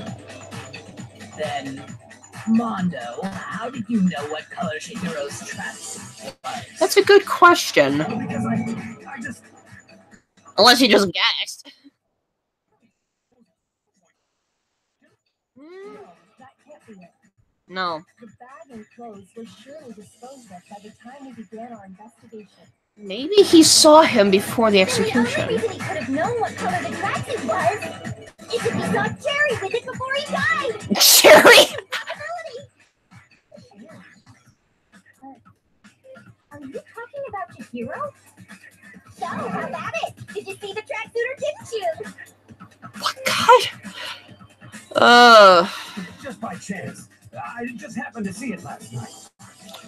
And you didn't bring this up till now. And he was tracksuit in his hands. No, that can't be illegal. According to Celeste's testimony, She stuffed the jacket into a bag in a hurry. It was almost like she was trying to hide it. And just like that, she was gone. when Celeste noticed it, Chihiro made a point of making sure the jacket was completely in the bag. He just ran into him briefly. He couldn't possibly have seen what color the tracksuit was. It would appear you've dug your own grave. Wait, it's Mondo? Perhaps. But you handed him the shovel, didn't you? That's why you said what you did. Hand him the shovel. Focus on the tracksuit and it is obvious who he met with? What a bunch of nonsense. Okay. Now I understand. It was all one big bluff. Your true intention was to draw a slip of the tongue from the culprit. That's why you said you knew who did it, to put them on edge. Celeste, stop with the psycho eyes. However, Mondo was my target all along. I had my suspicions about him from the very beginning. Oh. But why? What made you so suspicious? Yeah, why, what? That's a good question. It's because I hate him. No. Oh, it was the way he was acting after with Taka. The way he was acting? No. There was a certain turning point that tipped me off. Maybe you didn't notice it, Mondo, but you tend to refer to men and women differently. You only call guys dudes. For girls, it's chicks. And after he was killed, you happened to refer to him as dude. Once I picked up on that, it occurred to me that Mondo knew something we didn't. Always such a tiny detail. Huh. Are you a witch? She's a witch! You're positively frightful. No, I'm not the frightful one. Not nearly as frightful as someone capable of murdering a friend. Mondo, was it really you? Did you really kill Chihiro? I didn't kill anyone! And here we go again. You've been all over, judging everything I say, putting words in my mouth. What gives you the right to treat me like a goddamn criminal? Yeah, you would never do something like that. This is a false accusation. Oh boy. It's true. My reasoning on that is pretty shaky. That was fast. Well, this does present us with a problem. It seems we are all out of leads. My time has nearly come. Ifumi. That's what my little ghost friend is telling me. What? Oh yeah, that reminds me. Ifumi, weren't you telling me you found some evidence? Really? What kind of evidence? Evidence? What evidence? No. Now that I'm thinking about it here calmly, it might not be all that relevant. Jeez, does your confidence just get up and walk away? It's fine, man. Just tell us. If you really insist, then, here it is. What do you have there? It happens to be an e-handbook. I found it laying on the ground, so I scooped it up. Oh, that must be Chihiro's. Not on the ground, right? Then it must belong to... It's mine. It's Chihiro's. You know Chihiro's handbook was missing from the scene of the crime, right? For a fact. For a fact indeed. I was totally sure I'd found it. But it must hold some clue about the culprit, right? Well, that's what I was hoping. But it's busted. It won't even turn on. Oh, Chihiro's is busted I too. imagine the culprit broke it to get rid of any evidence after the murder. Okay then. That's odd. I didn't think the handbooks were quite so fragile. Hmm. You're right. They're not. They're totally waterproof and shock resistant. It would take an awful lot to break one. So, And yet, this one does appear to be broken, as is Leon's, sitting useless in the main hall for all their confidence. That is a remarkably high failure rate. Do you think there might be some kind of mystery in there somewhere? yeah, maybe there's like a weak point in that thing How someplace. precisely did the handbooks get broken? Hey, the weak point. You already told us before that the handbook has one weak point, didn't you? You remember that? Oh, Makoto. Sure, maybe I let that slip, but I never told anyone what the weak point actually was. That's fair. That's a fair point. But if the handbook is supposed to break, and two of them broke in quick succession, then Then we can only assume that someone's figured out its weakness. You know what the weakness is, right, Monokuma? So, what is it? You're asking me? I think it's a necessary piece of information if you want this to be a fair trial. Ah, But if I tell you and someone else decides to copy it, that would be very not good. grammar. Tell us already. Why would we want to break our own handbooks? Oh well, I have a weakness for pushy demands. But you're sure you won't follow their example? No. Then allow me to make a special announcement. The weak point of my cutting-edge e-handbook is when it's exposed to high temperatures for too long, it will suffer a meltdown and totally break. Oh, high temperatures. Wait a minute. Like if he went into the sauna. I flippin' knew it. You knew it? Yeah, because I found the handbook laying on the floor of the sauna. Knew it! The temperature That's why he was in there. over 200 degrees. Strange how you don't get burned, huh? Huh. It's because as your sweat evaporates, it creates a cooling layer of air around your skin. If the hot air of the sauna were somehow pushed directly onto your skin, you definitely get fried. Yep. That layer of air would get blown away. That's why you may feel a burning when you move around. So when you're in a sauna, make sure to keep nice and still. Interesting. I learned one new fact today. Taka. That is a mere trifling speck of knowledge. Anyway, if you found the victim's handbook in the sauna, Then the killer must have been purposely trying to raise its temperature in order to break it. Which, I wonder why Mondo and Taka were in there. Meaning the culprit somehow knew its weakness. But how'd they find out? Monokuma said he didn't tell anyone, right? Correct. What if they found out by accident? That'd be true. What do you mean by accident? What if the killer took their own handbook into the sauna, not knowing its weakness, and it broke? Ooh. They'd realize it was broken, of course, and it wouldn't be hard to figure out why. And once they had Chihiro's handbook, they knew they had an easy way to dispose of it. I won't say it's not possible, but who would have done something like that? I don't know of anyone who took their handbook into the sauna. Oh, yeah, so now it's narrowed down to Mondo or Taka. I know someone who did. Mondo and Taka. Seriously? I think the one who may have taken their handbook into the sauna was...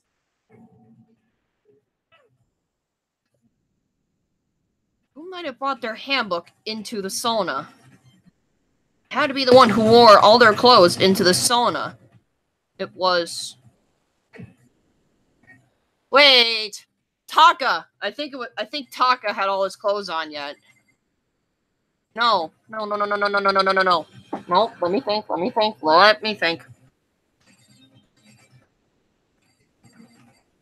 gotta think. I think.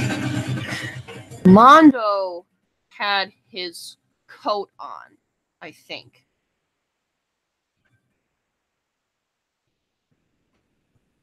Give me 1 second. I gotta find a screenshot. As I don't remember how it exactly looked.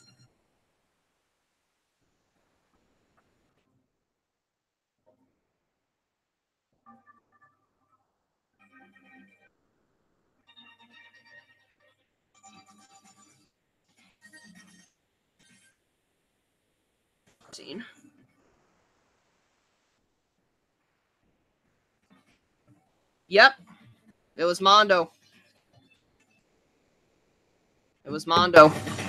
He had everything on yet. Right, because Taka took everything off. Come here, Mondo. Come here.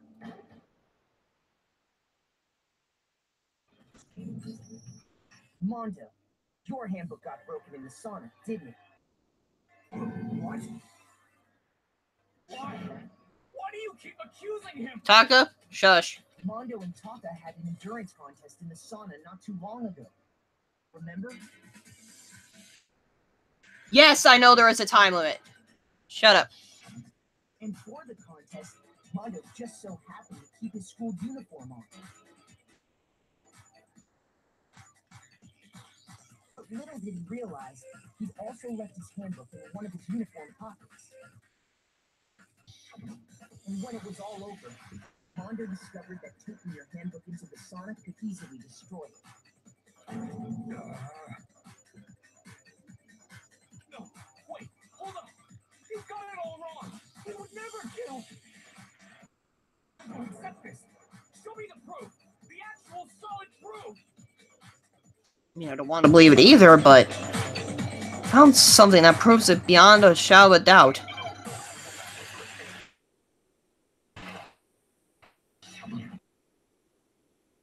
Ah, shoot. Oh.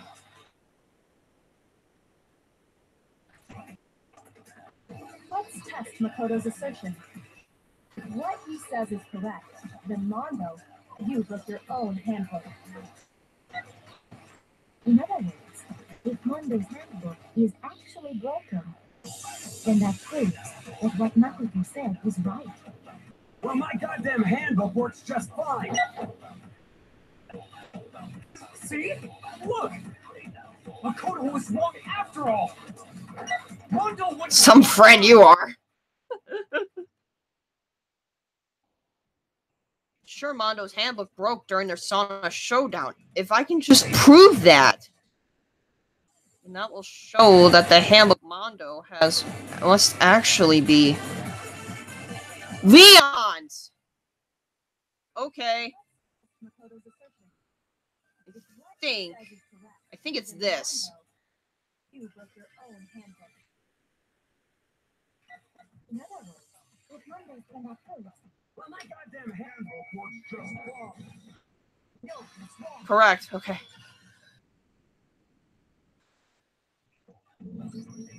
Mondo, the handbook you have right now, is it really yours? It could be Leon's. What is that supposed to mean? The broken handbook that was in the main hall, isn't that one actually yours? What the heck are you talking about? What I mean is, I think Mondo swapped his handbook out for one that actually works. Leon's. I think he took Leon's handbook and replaced it with his own. I admit, this is clever. Kuma said himself that Leon's handbook never should have broken.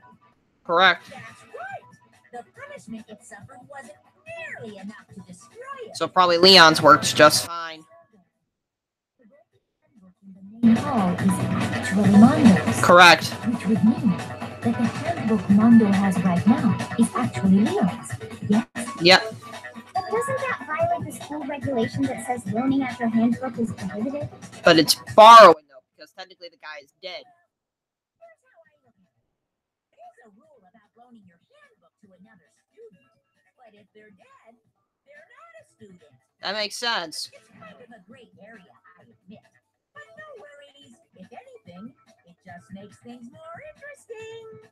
As such, I decree that exchanging handbooks with a corpse is not a violation of the rules. Well, there you go. Loophole. Well, Mondo, if I'm wrong about this, you're welcome to say so. Of course he's I'm gonna. happy to admit I made a mistake.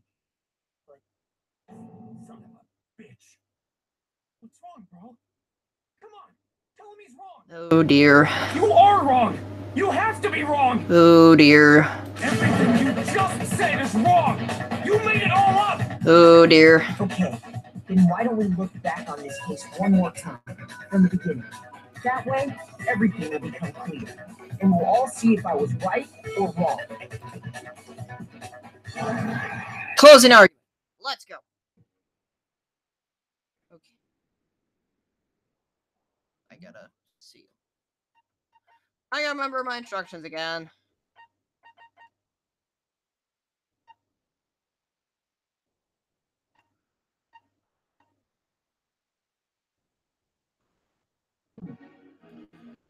So let's saw Chihiro in the warehouse with a duffel bag. And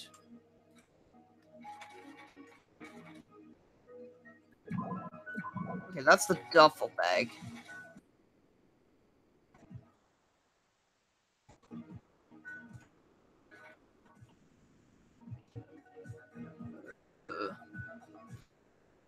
Ah, gosh darn it. Gosh darn it.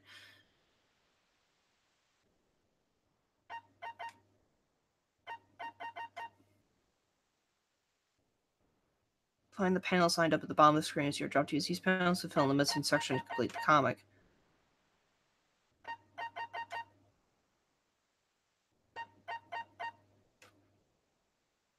The weapon the killer used was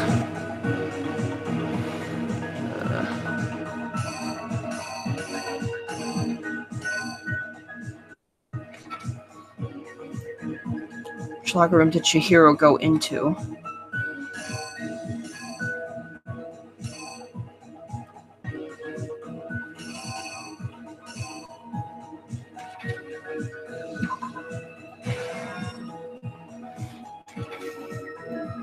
So the murder took place, some blood splattered onto something, didn't it?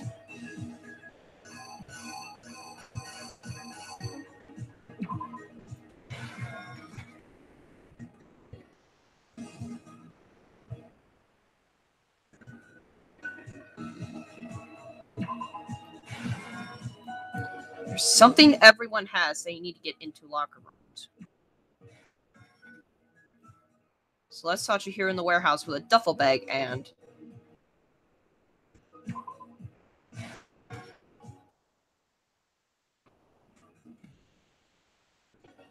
disguise the truth, the killer switched around the carpet as well as something else. Posters. Which locker room did the killer move to? Ah.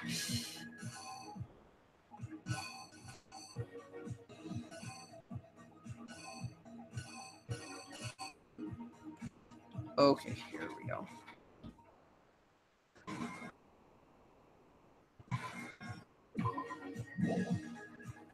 Which locker room did Chihiro go into? This one.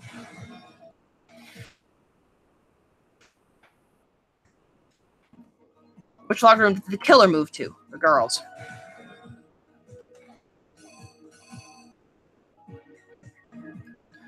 The killer took something from the other locker room and switched it at the scene of the crime.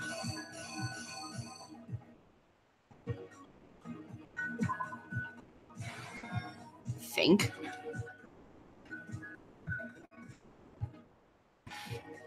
What was it that Byakuya brought to the murder scene? It could have only been extension cord.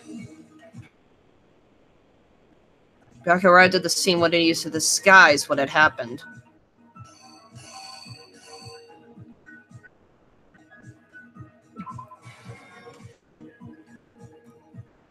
Where did the killer go after they were done?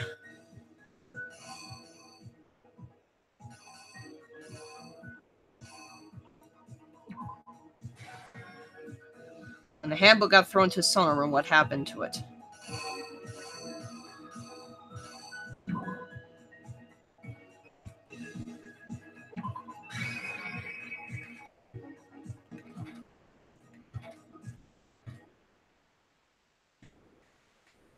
Got the bag.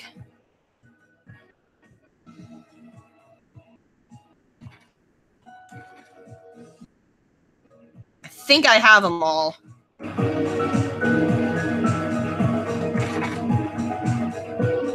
Wait a minute. Did I flip these?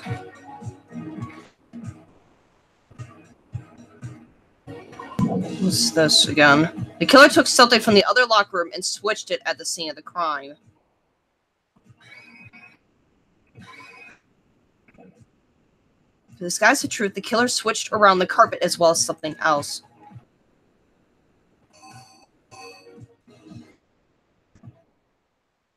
No, I think I switched them. Because this is him taking it off. That's him putting it back on. Okay, now I think I got it. I think I got it now.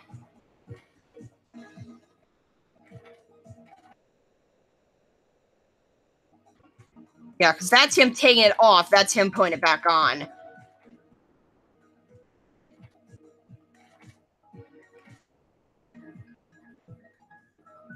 Okay. You. Got it. Let's take a look back. I think I got this. Last night, Celeste saw Chihiro in the warehouse, correct? At the time, she was apparently stuffing something into a duffel bag. That something was a blue tracksuit. You can confirm this, right, Celeste?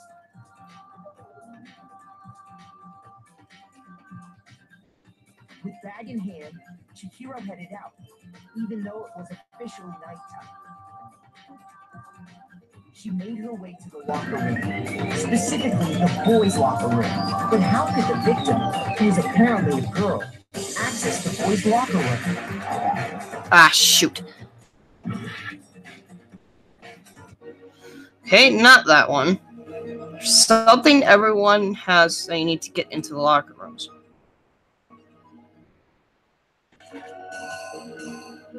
So it must have been this thing instead. Now it's making me question the other ones I have.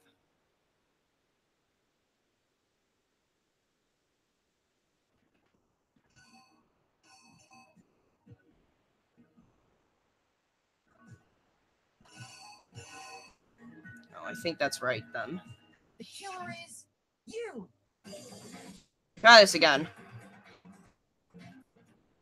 With bag in hand, Chihiro headed out, even though it was officially nighttime. She made her way to the locker room, specifically the boys' locker room. Then how could the victim, who was apparently a girl, access the boys' locker room? Card reader.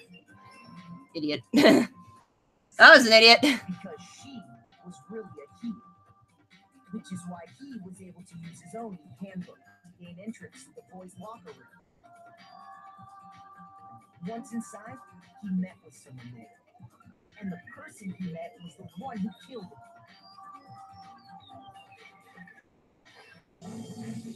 It seems likely that the killer grabbed a nearby dumbbell, approached the unsuspecting hero, and attacked him.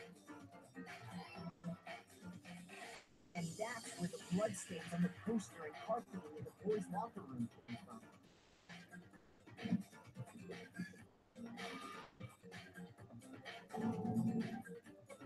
It was likely in the heat of the moment. The body was arranged, but the murder itself felt unhurried.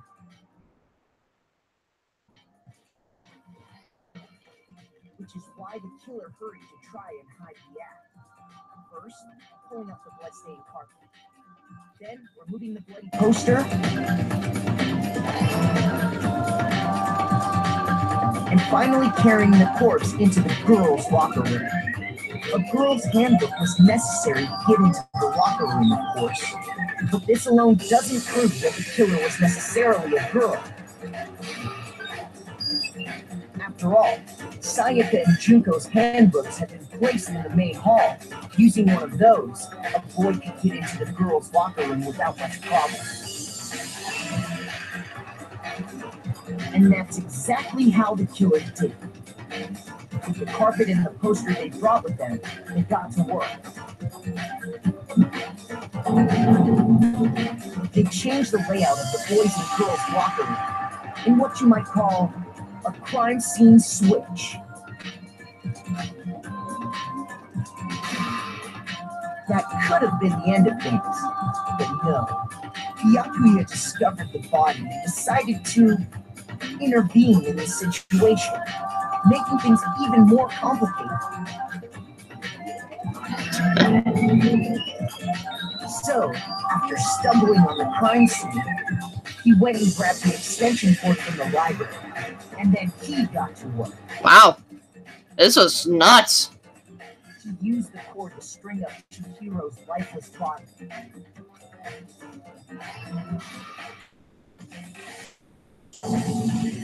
Then, using the victim's own blood, he left a grisly message there at the scene of the crime.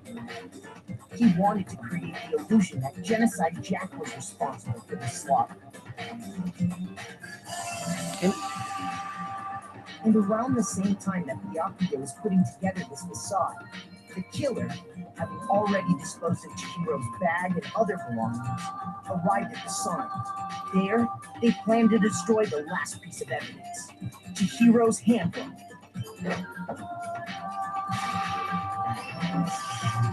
And just as the killer expected, the steamy sauna was enough to ruin the electronic gadget. Somehow, the killer knew that the handbook couldn't stand up to the heat of the sauna. The reason they knew that is because the sauna had already wrecked their own handbook. And that's how it all played out. Isn't that right, Mondo Orada?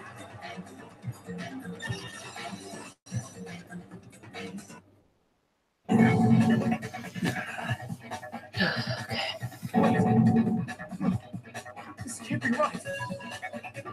Where's your evidence? Yeah, where's your evidence? You need proof! Oh boy. Without any proof, you can't pin any of this on him! I literally just did. Evidence that Mondo is the killer had already revealed itself earlier in the trial. If I could somehow show where Mondo's handbook is right now, it's in the thing. Once I do that, everything will become clear. I must spend to bullet time battles. Yes, please. Let's talk a little bit about fever time and nega time. During a bullet time battle, if you press the space key, fever time will activate and the tempo will be forced to its max. At this point, even if you push the buttons at random, you won't miss. So you can push RMB, LMB, right, left, however you want to destroy the opponent's verbal assaults. This only lasts until your focus gauge runs out, so make the best possible use of your time. Of course, it wouldn't be fair if only you got access to special time, right? So we've also prepared something called nega time that your opponent can use. The opponent activates negative time during the bullet time bound, your tempo marker will disappear, making it quite a bit tougher to hit the buttons in rhythm. You'd activate fever time at this point. No, never mind. I'm sure nothing would happen. I don't know what I was worried about. Unsurprisingly, if your action difficulty sits gentle, the opponent won't use negative time.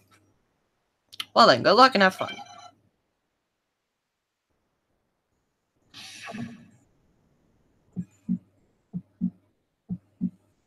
Show me some evidence. You're wrong. I won't listen. I refute you. False. Show me some evidence. I won't listen. False. I refuse to vote. Show me some evidence. You're wrong. I won't listen. I refute you. False. Show me some evidence. I won't listen. False. You're corrupt. I refuse to vote. Show me some evidence.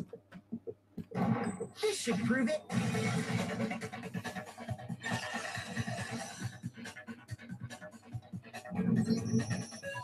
Thinking so far is right. Mondo must have replaced his broken handbook with Leon's. In which case, we can just check each of our handbooks right now. Once we do that, we'll... We don't gotta do that. He's fessing up. Huh? Yeah.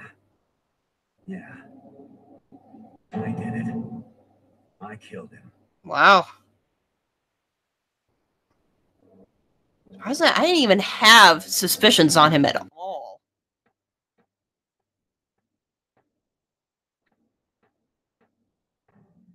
How do you get A's on all that? Seriously. Okay,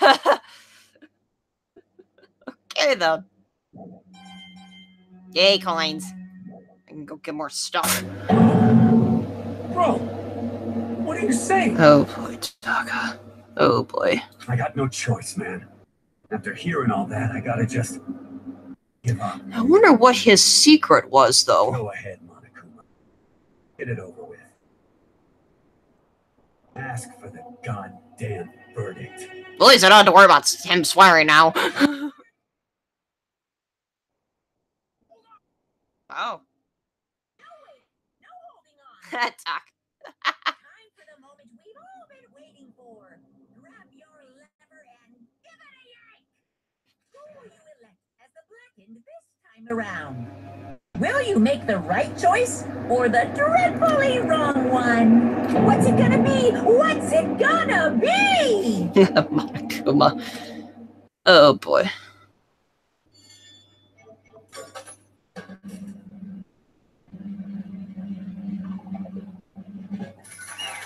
It's a Mondo. I always thought his hair looked goofy anyways.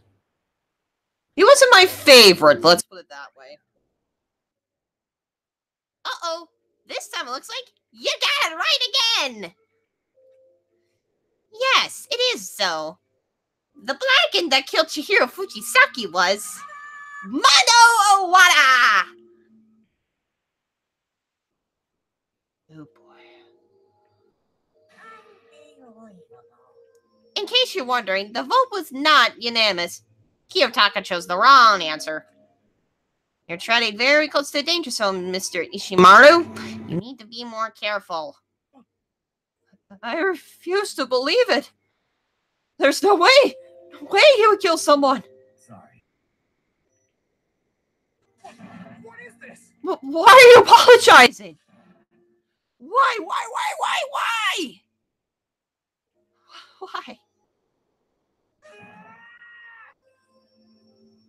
Why did you do it?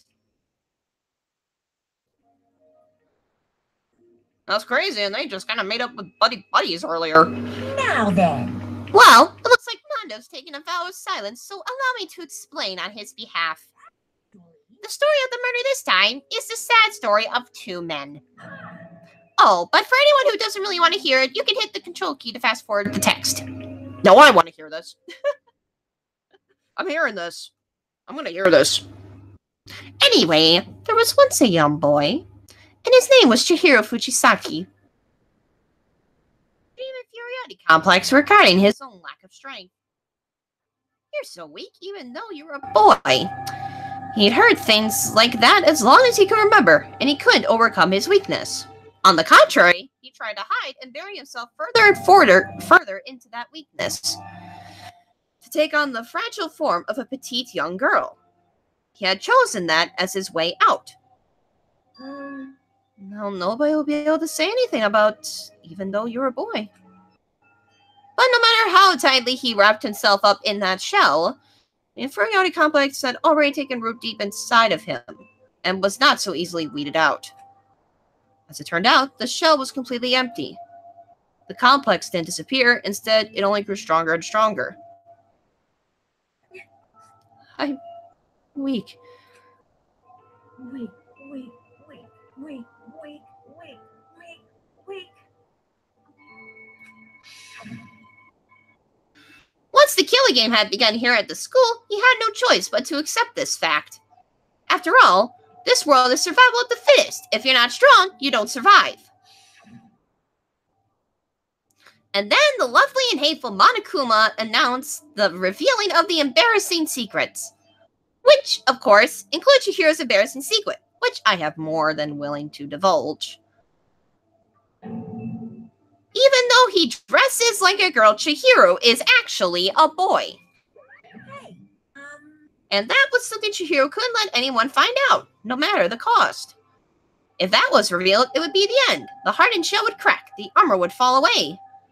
Without a doubt, those around him would torture him more than ever before. Everyone figured being thrust into such a dilemma must have sent him spiraling into despair.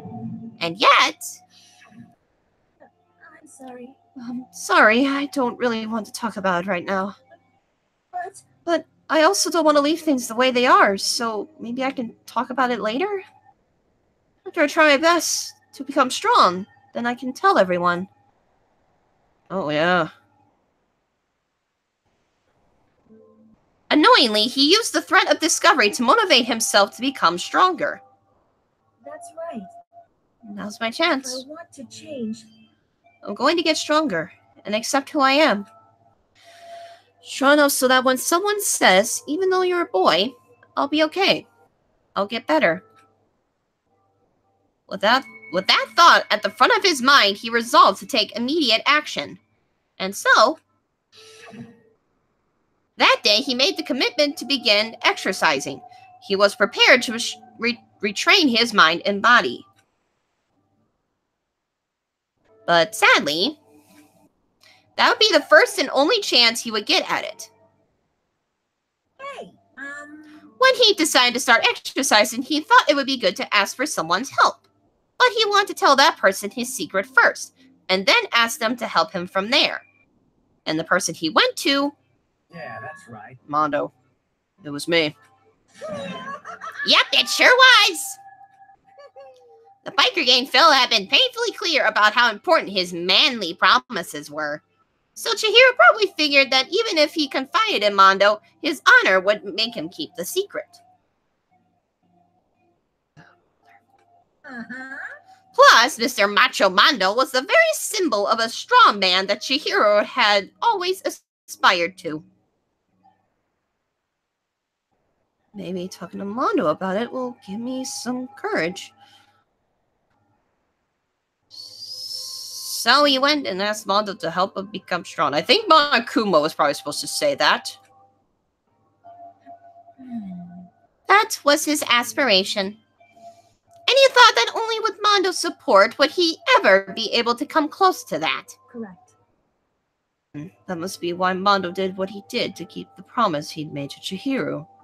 Huh? Did what he did? You mean that's why Mondo carried Chihiro from the boys' locker room into the girls' locker room? Indeed. Yes, that's exactly what I mean. Wasn't that to cover up what he'd done? Certainly. That could have been part of it, but I don't think it was the main reason. The real purpose was to keep the promise between men he'd made to Chihiro. But But how does moving the body keep his secret? Because if everyone knew he'd been killed in the boys' locker room, then everyone would have been arguing about how she got into the boys' locker room, right? Once that started up, at least a few of us would have immediately began to suspect his identity. So, he tried to protect Chihiro's secret by putting him in the girls' locker room and stealing his handbook. See? Then, Mondo did all that to keep the promise he'd made to Chihiro, who he'd also killed. Wow. That is... Wow. Why would he do that?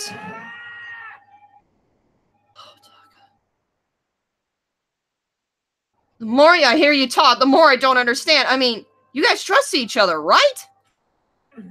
So why did you? Because no matter what, I didn't want anyone to know. I knew it. So that's what triggered it after all. The motives. Possibility of having your embarrassing memories and secrets exposed. What is this? So that's actually interesting. It's not that the culprit's secret wanted to be kept, but the victim's. Intriguing. That's impossible. Nothing could have been that bad. Something he didn't want anyone to know, even if it meant killing someone. You're wrong. It's impossible. Don't make me repeat myself. How many times must I repeat myself? Judge others by your own standard is the height of folly. Even if he can't comprehend it, he obviously can. That's all there is to it. Well, while we're on the subject, why don't I tell you? That embarrassing memory, that secret he didn't want anyone to know. Hey, You know what Mondo did? Oh, so they are going to reveal this anyways. He killed his own brother. What? What?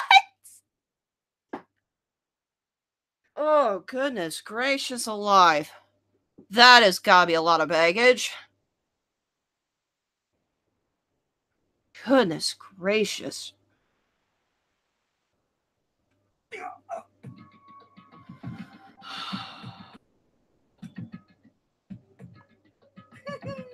Mondo, the ultimate biker gang leader, made all the hoodlums and riffraff across the country tremble. But the only reason he had the chance to join a gang in the first place was because of a certain someone.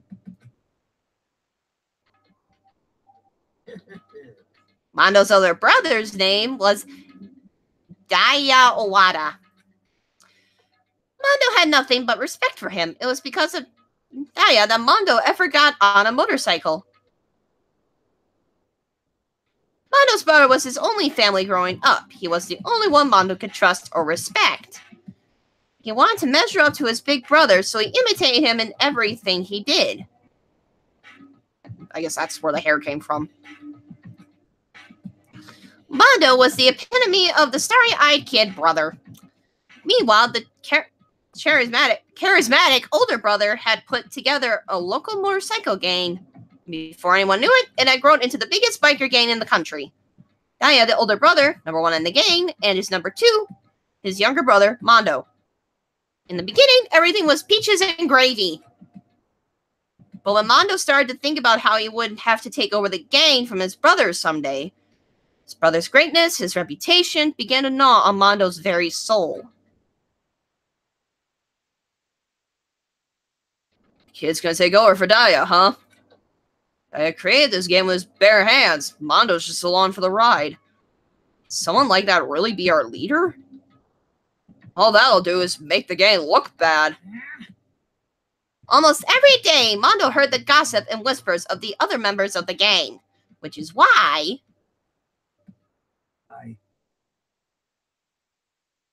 I just... I get stronger.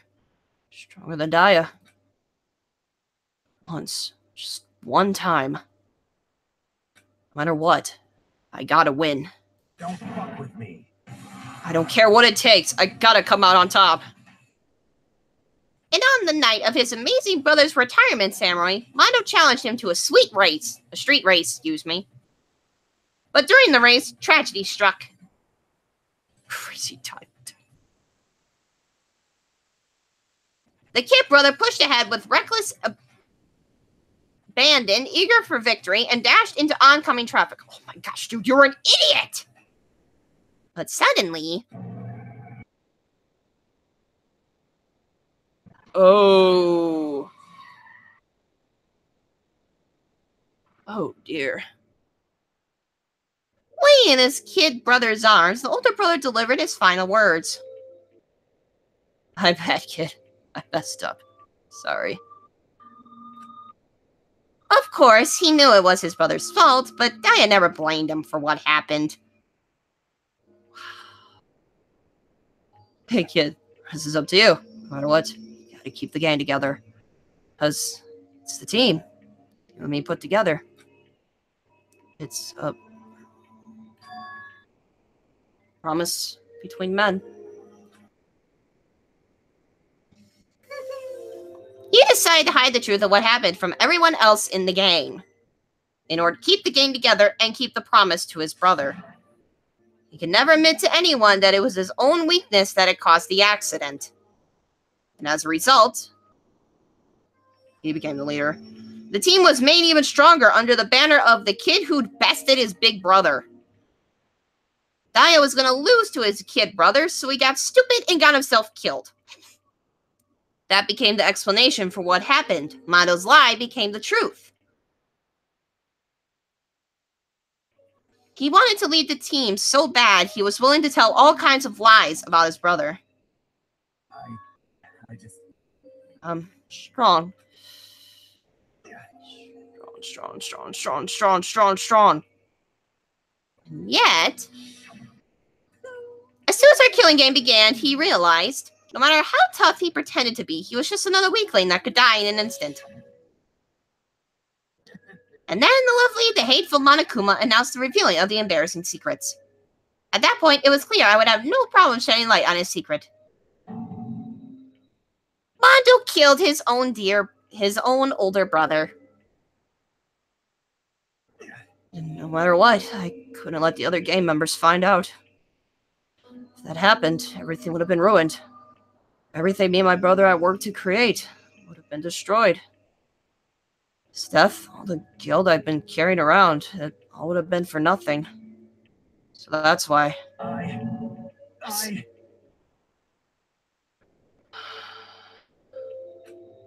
Hondo. After I saw what Monokuma had on me, my head filled up with a kind of fuzzy uneasiness and just started swirling around. Never felt anything like it before. I didn't know what to do about it. I wasn't sure what to think or say, but after a while, that fuzzy uneasiness turned itself into a rock-hard lump of anxiety way down in my stomach. It was right around then Chihiro asked me to start working out with him. Right there, he told me his secret. Seriously? I'm sorry. Yeah, I'm sorry I lied to you. But why? Why now? Why are you telling me this all of a sudden? Because, I mean, you've kept that secret all this time, right? If anyone found out, you would... But You're right, but... I want to change. I wrapped myself in lies. I'm weak. I want to destroy that version of me forever. His words were like a knife in my gut. Felt like he was exposing the lie I'd been living myself. I had to change. I don't want to be weak anymore. You know, okay. You're so strong, it can't hurt you, right? Whatever secret Monokuma might tell us? You piece of... So what? You're saying I should just say it? What? You're saying, if I really am, I should just be able to tell everyone my secret. I was jealous. I was jealous of Chihiro's strength. He had the strength to face his own weakness, to try and overcome it. It was the kind of strength I've never had. So I was jealous of him. And that jealousy broke me. Why? You're making fun of me. I'm strong? Are you messing with me right now? No. I'm not making fun of you. You really are strong, Mondo. Felt like I could hear something starting to creak. Something inside my head.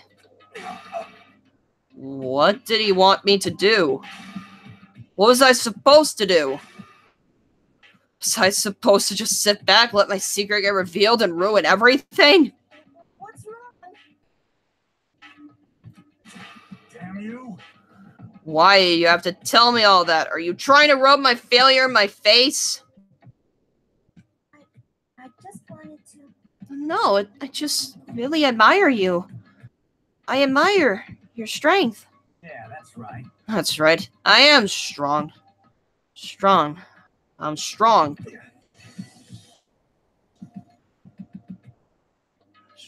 Strong. Stronger than you. You son of a bitch! Stronger than they are.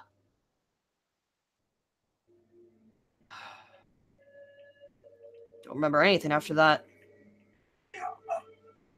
When I woke up again, he was laid at my feet, covered in blood.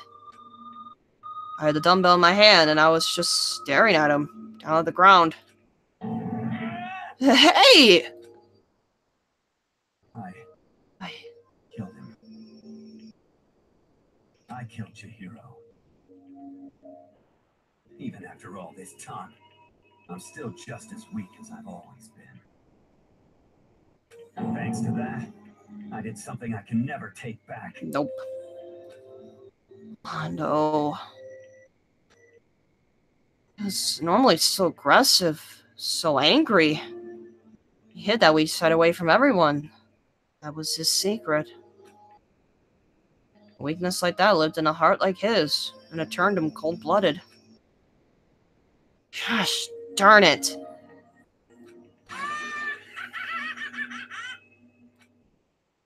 Look at him! You see? You're all just like him. For a secret from the past, for a memory. For that he killed no living human in cold blood. He couldn't cut free of his regrets from the outside world. He doesn't know what true strength is. Do you see hope anywhere in there? 'Cause I sure don't.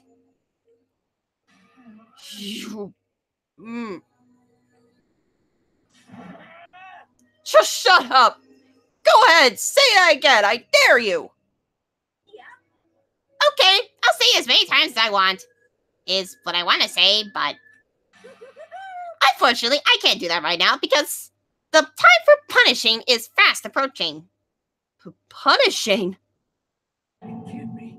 You mean execution? Well now. That's what I promised you, right? The blanket that disturbs the peace will be punished. Hold on! Now then, I prepared a very special punishment for Mondo Iwata, the ultimate biker gang leader. No, wait!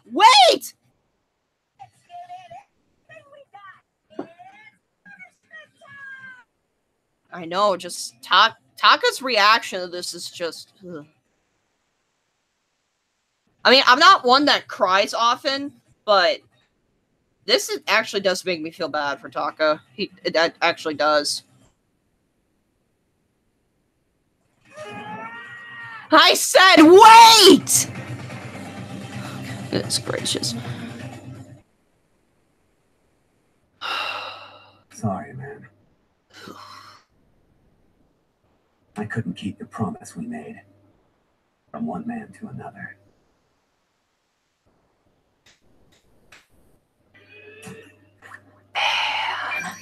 And that bro relationship, I thought that was actually going someplace. Okay. Let's see this. This should be intriguing.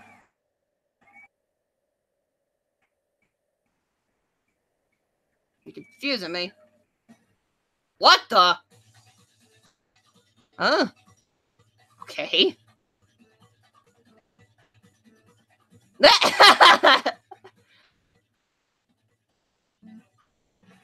Okay.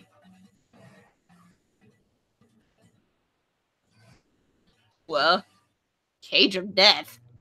Okay. I can't believe Monokuma's driving a motorcycle. Or no, he just started it and just did it.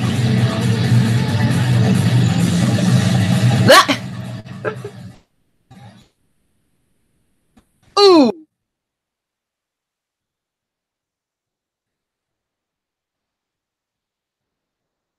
Holy cow! That... Monokuma.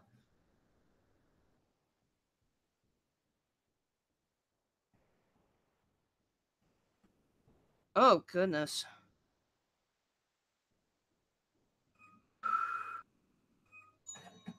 Huh? What? What? What the heck?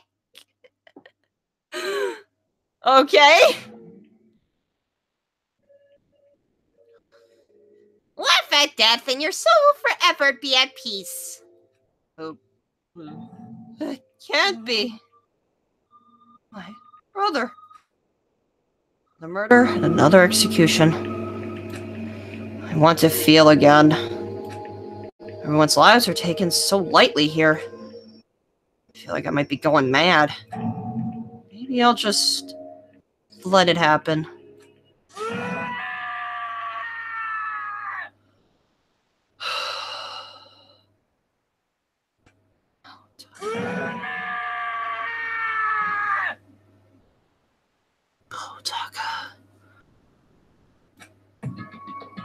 Sokka's sad screams invaded our skulls. We were each forced to realize once again.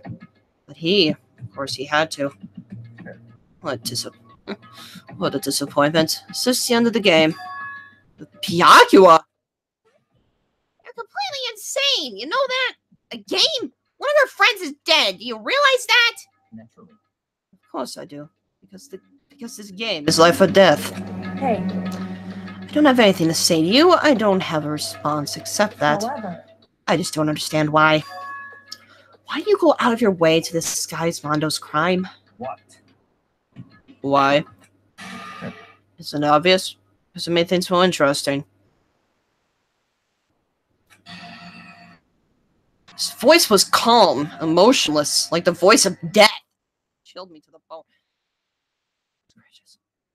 Last night, when the murder took place, I was in the library as usual. honestly, So, you ignored the nighttime rule too? That rule never mattered to me. I don't recall agreeing to it. there is nothing to be done. Well, I don't particularly care. Please. Continue. Night grew late, and I decided to return to my room, which was when I stumbled upon him. I spotted Mondo coming out of the girls' locker room. After he'd gone, I looked inside and saw the corpse. What? You mean you actually witnessed the murder? He was such a fool. He didn't have the slightest idea that I'd seen him. So, you're saying you knew who the culprit was from the very beginning? Indeed. If that had been the end of it, how boring would that have been? I mean, what a waste of time to have the answer revealed right at the beginning. That is true. Which is why I decided to lend a little helping hand. I thought it would liven things up. You did all that to liven things up? I see. So, after hearing about Genocide Jack from Toko, you decided to use that to create the false murder scene. But dang, man, if we hadn't figured out who'd really done it, you would have been dead too, right? Well, obviously, I would have revealed the truth before it reached that point. Of course. Aqua turned and looked at me in the eye. I feel his sharp eyes piercing into me. Thanks to a certain remarkable someone, it never did, and I was able to perform an interesting experiment. Interesting. Once I do decide to become blackened, I know now who I'll have to watch out for. Okay, then. What? So that was your reason. Are you satisfied? Indeed. Yes, we're done listening to your story. Moving on. Hey, There's something I'd like to ask Monokuma. What's this? Oh, I'm up next? like to perform these elaborate executions each time, correct? My question is, why? Do you like them? But you know, this punishment, this despair, it's not just for you. All this punishment, all this despair is my gift to mankind itself. You're over-exaggerating. I'm not over-exaggerating. These punishments are meant to transform all hope into despair. What do you mean?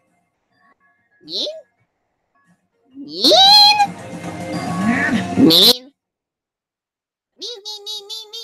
Mean. Good grief, I don't understand why you have to pick apart every little stupid thing. Whatever, doesn't matter. In the end, I'm going to stand alone as the victor, and everything will be revealed to me. Ah, the noble son of a noble family. Truly, you understand me. I think this is the start of a terrifying friendship. Shut up, I would never stoop to the level of a childish criminal like you. Just let me say this. After I've achieved complete victory, you're up next. I'm going to find you and kill you, understand? In the name of the Togami family, for which victory is a foregone conclusion. Ooh, so cool. It's like you're the main character of a video game or something. No trash mob for you. I swear whatever it takes, I will kill you. Ooh, temper. Sounds like someone needs a nap.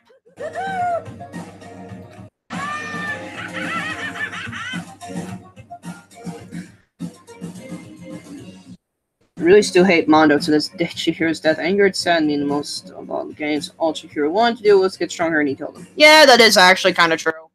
But then again, I never really liked Mondo from the get-go anyways. He kind of just seemed like this guy that just wanted to be the big boy and such. Plus, with all the constant swearing, it kind of... I didn't like it when he constantly sweared. And Akuma's laughter pealed across the door of the courtroom, and the curtain closed on the case of Chihiro and Mondo. But I knew it wasn't the end. The killing game would still continue, because the mastermind wouldn't let it end. For those of us who were still alive, our worst fear and despair kept on multiplying. It was the kind of despair that felt like a blind puppy in hell had more of a future than us. All of our courage, our effort, our friendship, felt like it amounted to nothing at all. It was the worst kind of despair.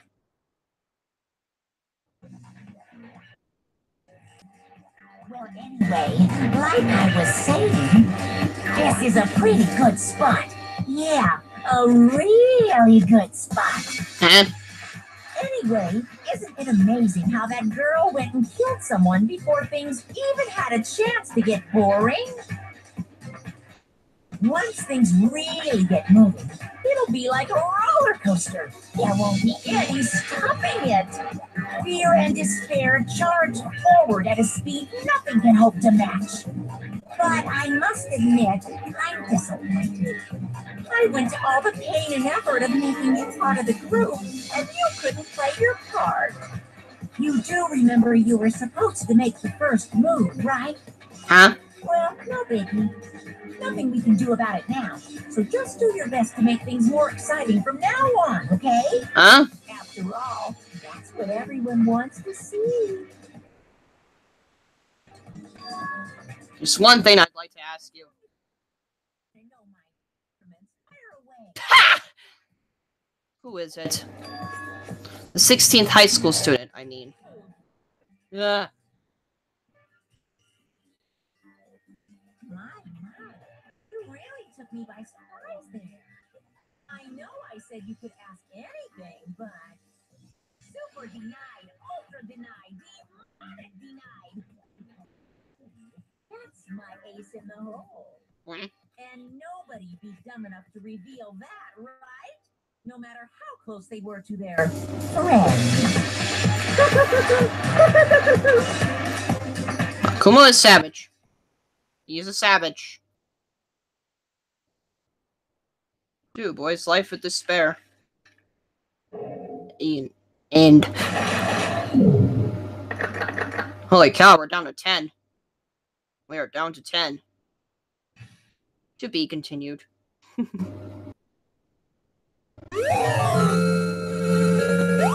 Oh gosh, I got his coat. I got his coat.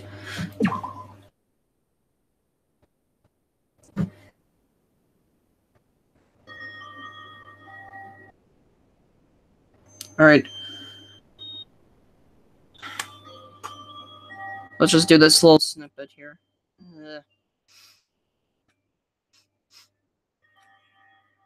Huh? Who the heck is this? I know I shouldn't cry. Hina? But Wait, this is Hina? I've had enough. I can't take it anymore. Getting out of here anytime soon. It's impossible. I can't let myself think about how much I want to get out of here. If I keep thinking like that, I might decide to. That was interesting. Donuts. I need to eat some donuts. That'll cheer me up. Donuts. Of course, donuts. Glazed donuts, twisty donuts, jelly donuts, cream-filled donut holes, malasadas. Okay. Oh, God of donuts, I'm praying for a wonderful encounter.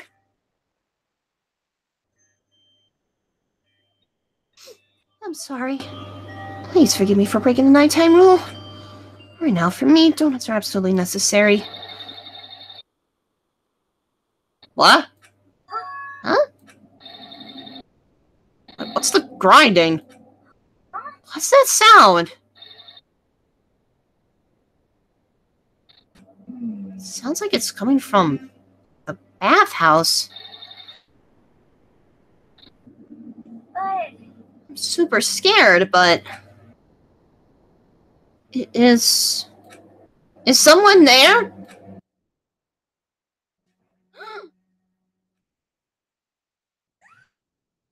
What? What the heck? What? This generation legend, stand tall, galactic hero. Okay.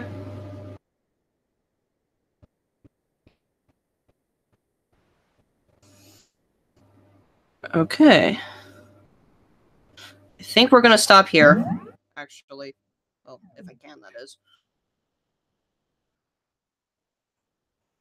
We can just continue off here. I'm cliffhanger. I'm gonna be brutal. Because this is technically the end. No, yeah, it's technically chapter 3. So, yep, we're gonna end it there. Who's done? Sorry. But that's where we're ending it. Because how long have I been going here? Holy cow, that thing took me about 4 hours. So I think I started at like 4-ish. Wow, that took me a long time. But yeah, we're stopping there. So yeah. Whew, boy, that was a doozy. That was a plain darn doozy. I'm just going to make this bigger for a second. Well, chapter 2 certainly did have me actually surprised. Because I honestly didn't have any clue who the killer was with this one. That I didn't know for sure. So, I believe now from this point onward, I basically have not been spoiled on anything. So, it'll basically all be a blind reaction at this point in time. So, that'll be something to look forward to in chapter 3 and onwards. So, I am going to get going. I got other things I really need to work on and maybe play a little bit of B3 maybe. I don't know. I'll do something. I'll do something. I shall do something. But, in any case, I'm Alyssa Murak, aka the TARDIS Mistress, and we played Danganronpa, Trigger Happy Havoc, second-class trial. So then, I'm gonna go. So, stay awesome, buddies. Bye, everybody. I'll see you guys around. Cheers. And thanks to those that came on and actually assisted me when I kind of needed it, because I think it was just me kind of in the moment. Like, I didn't know what they were exactly looking at. So, but thank you very much for those that helped me. Thank you. So in any case, bye, everybody. Cheers. Cheers, mates.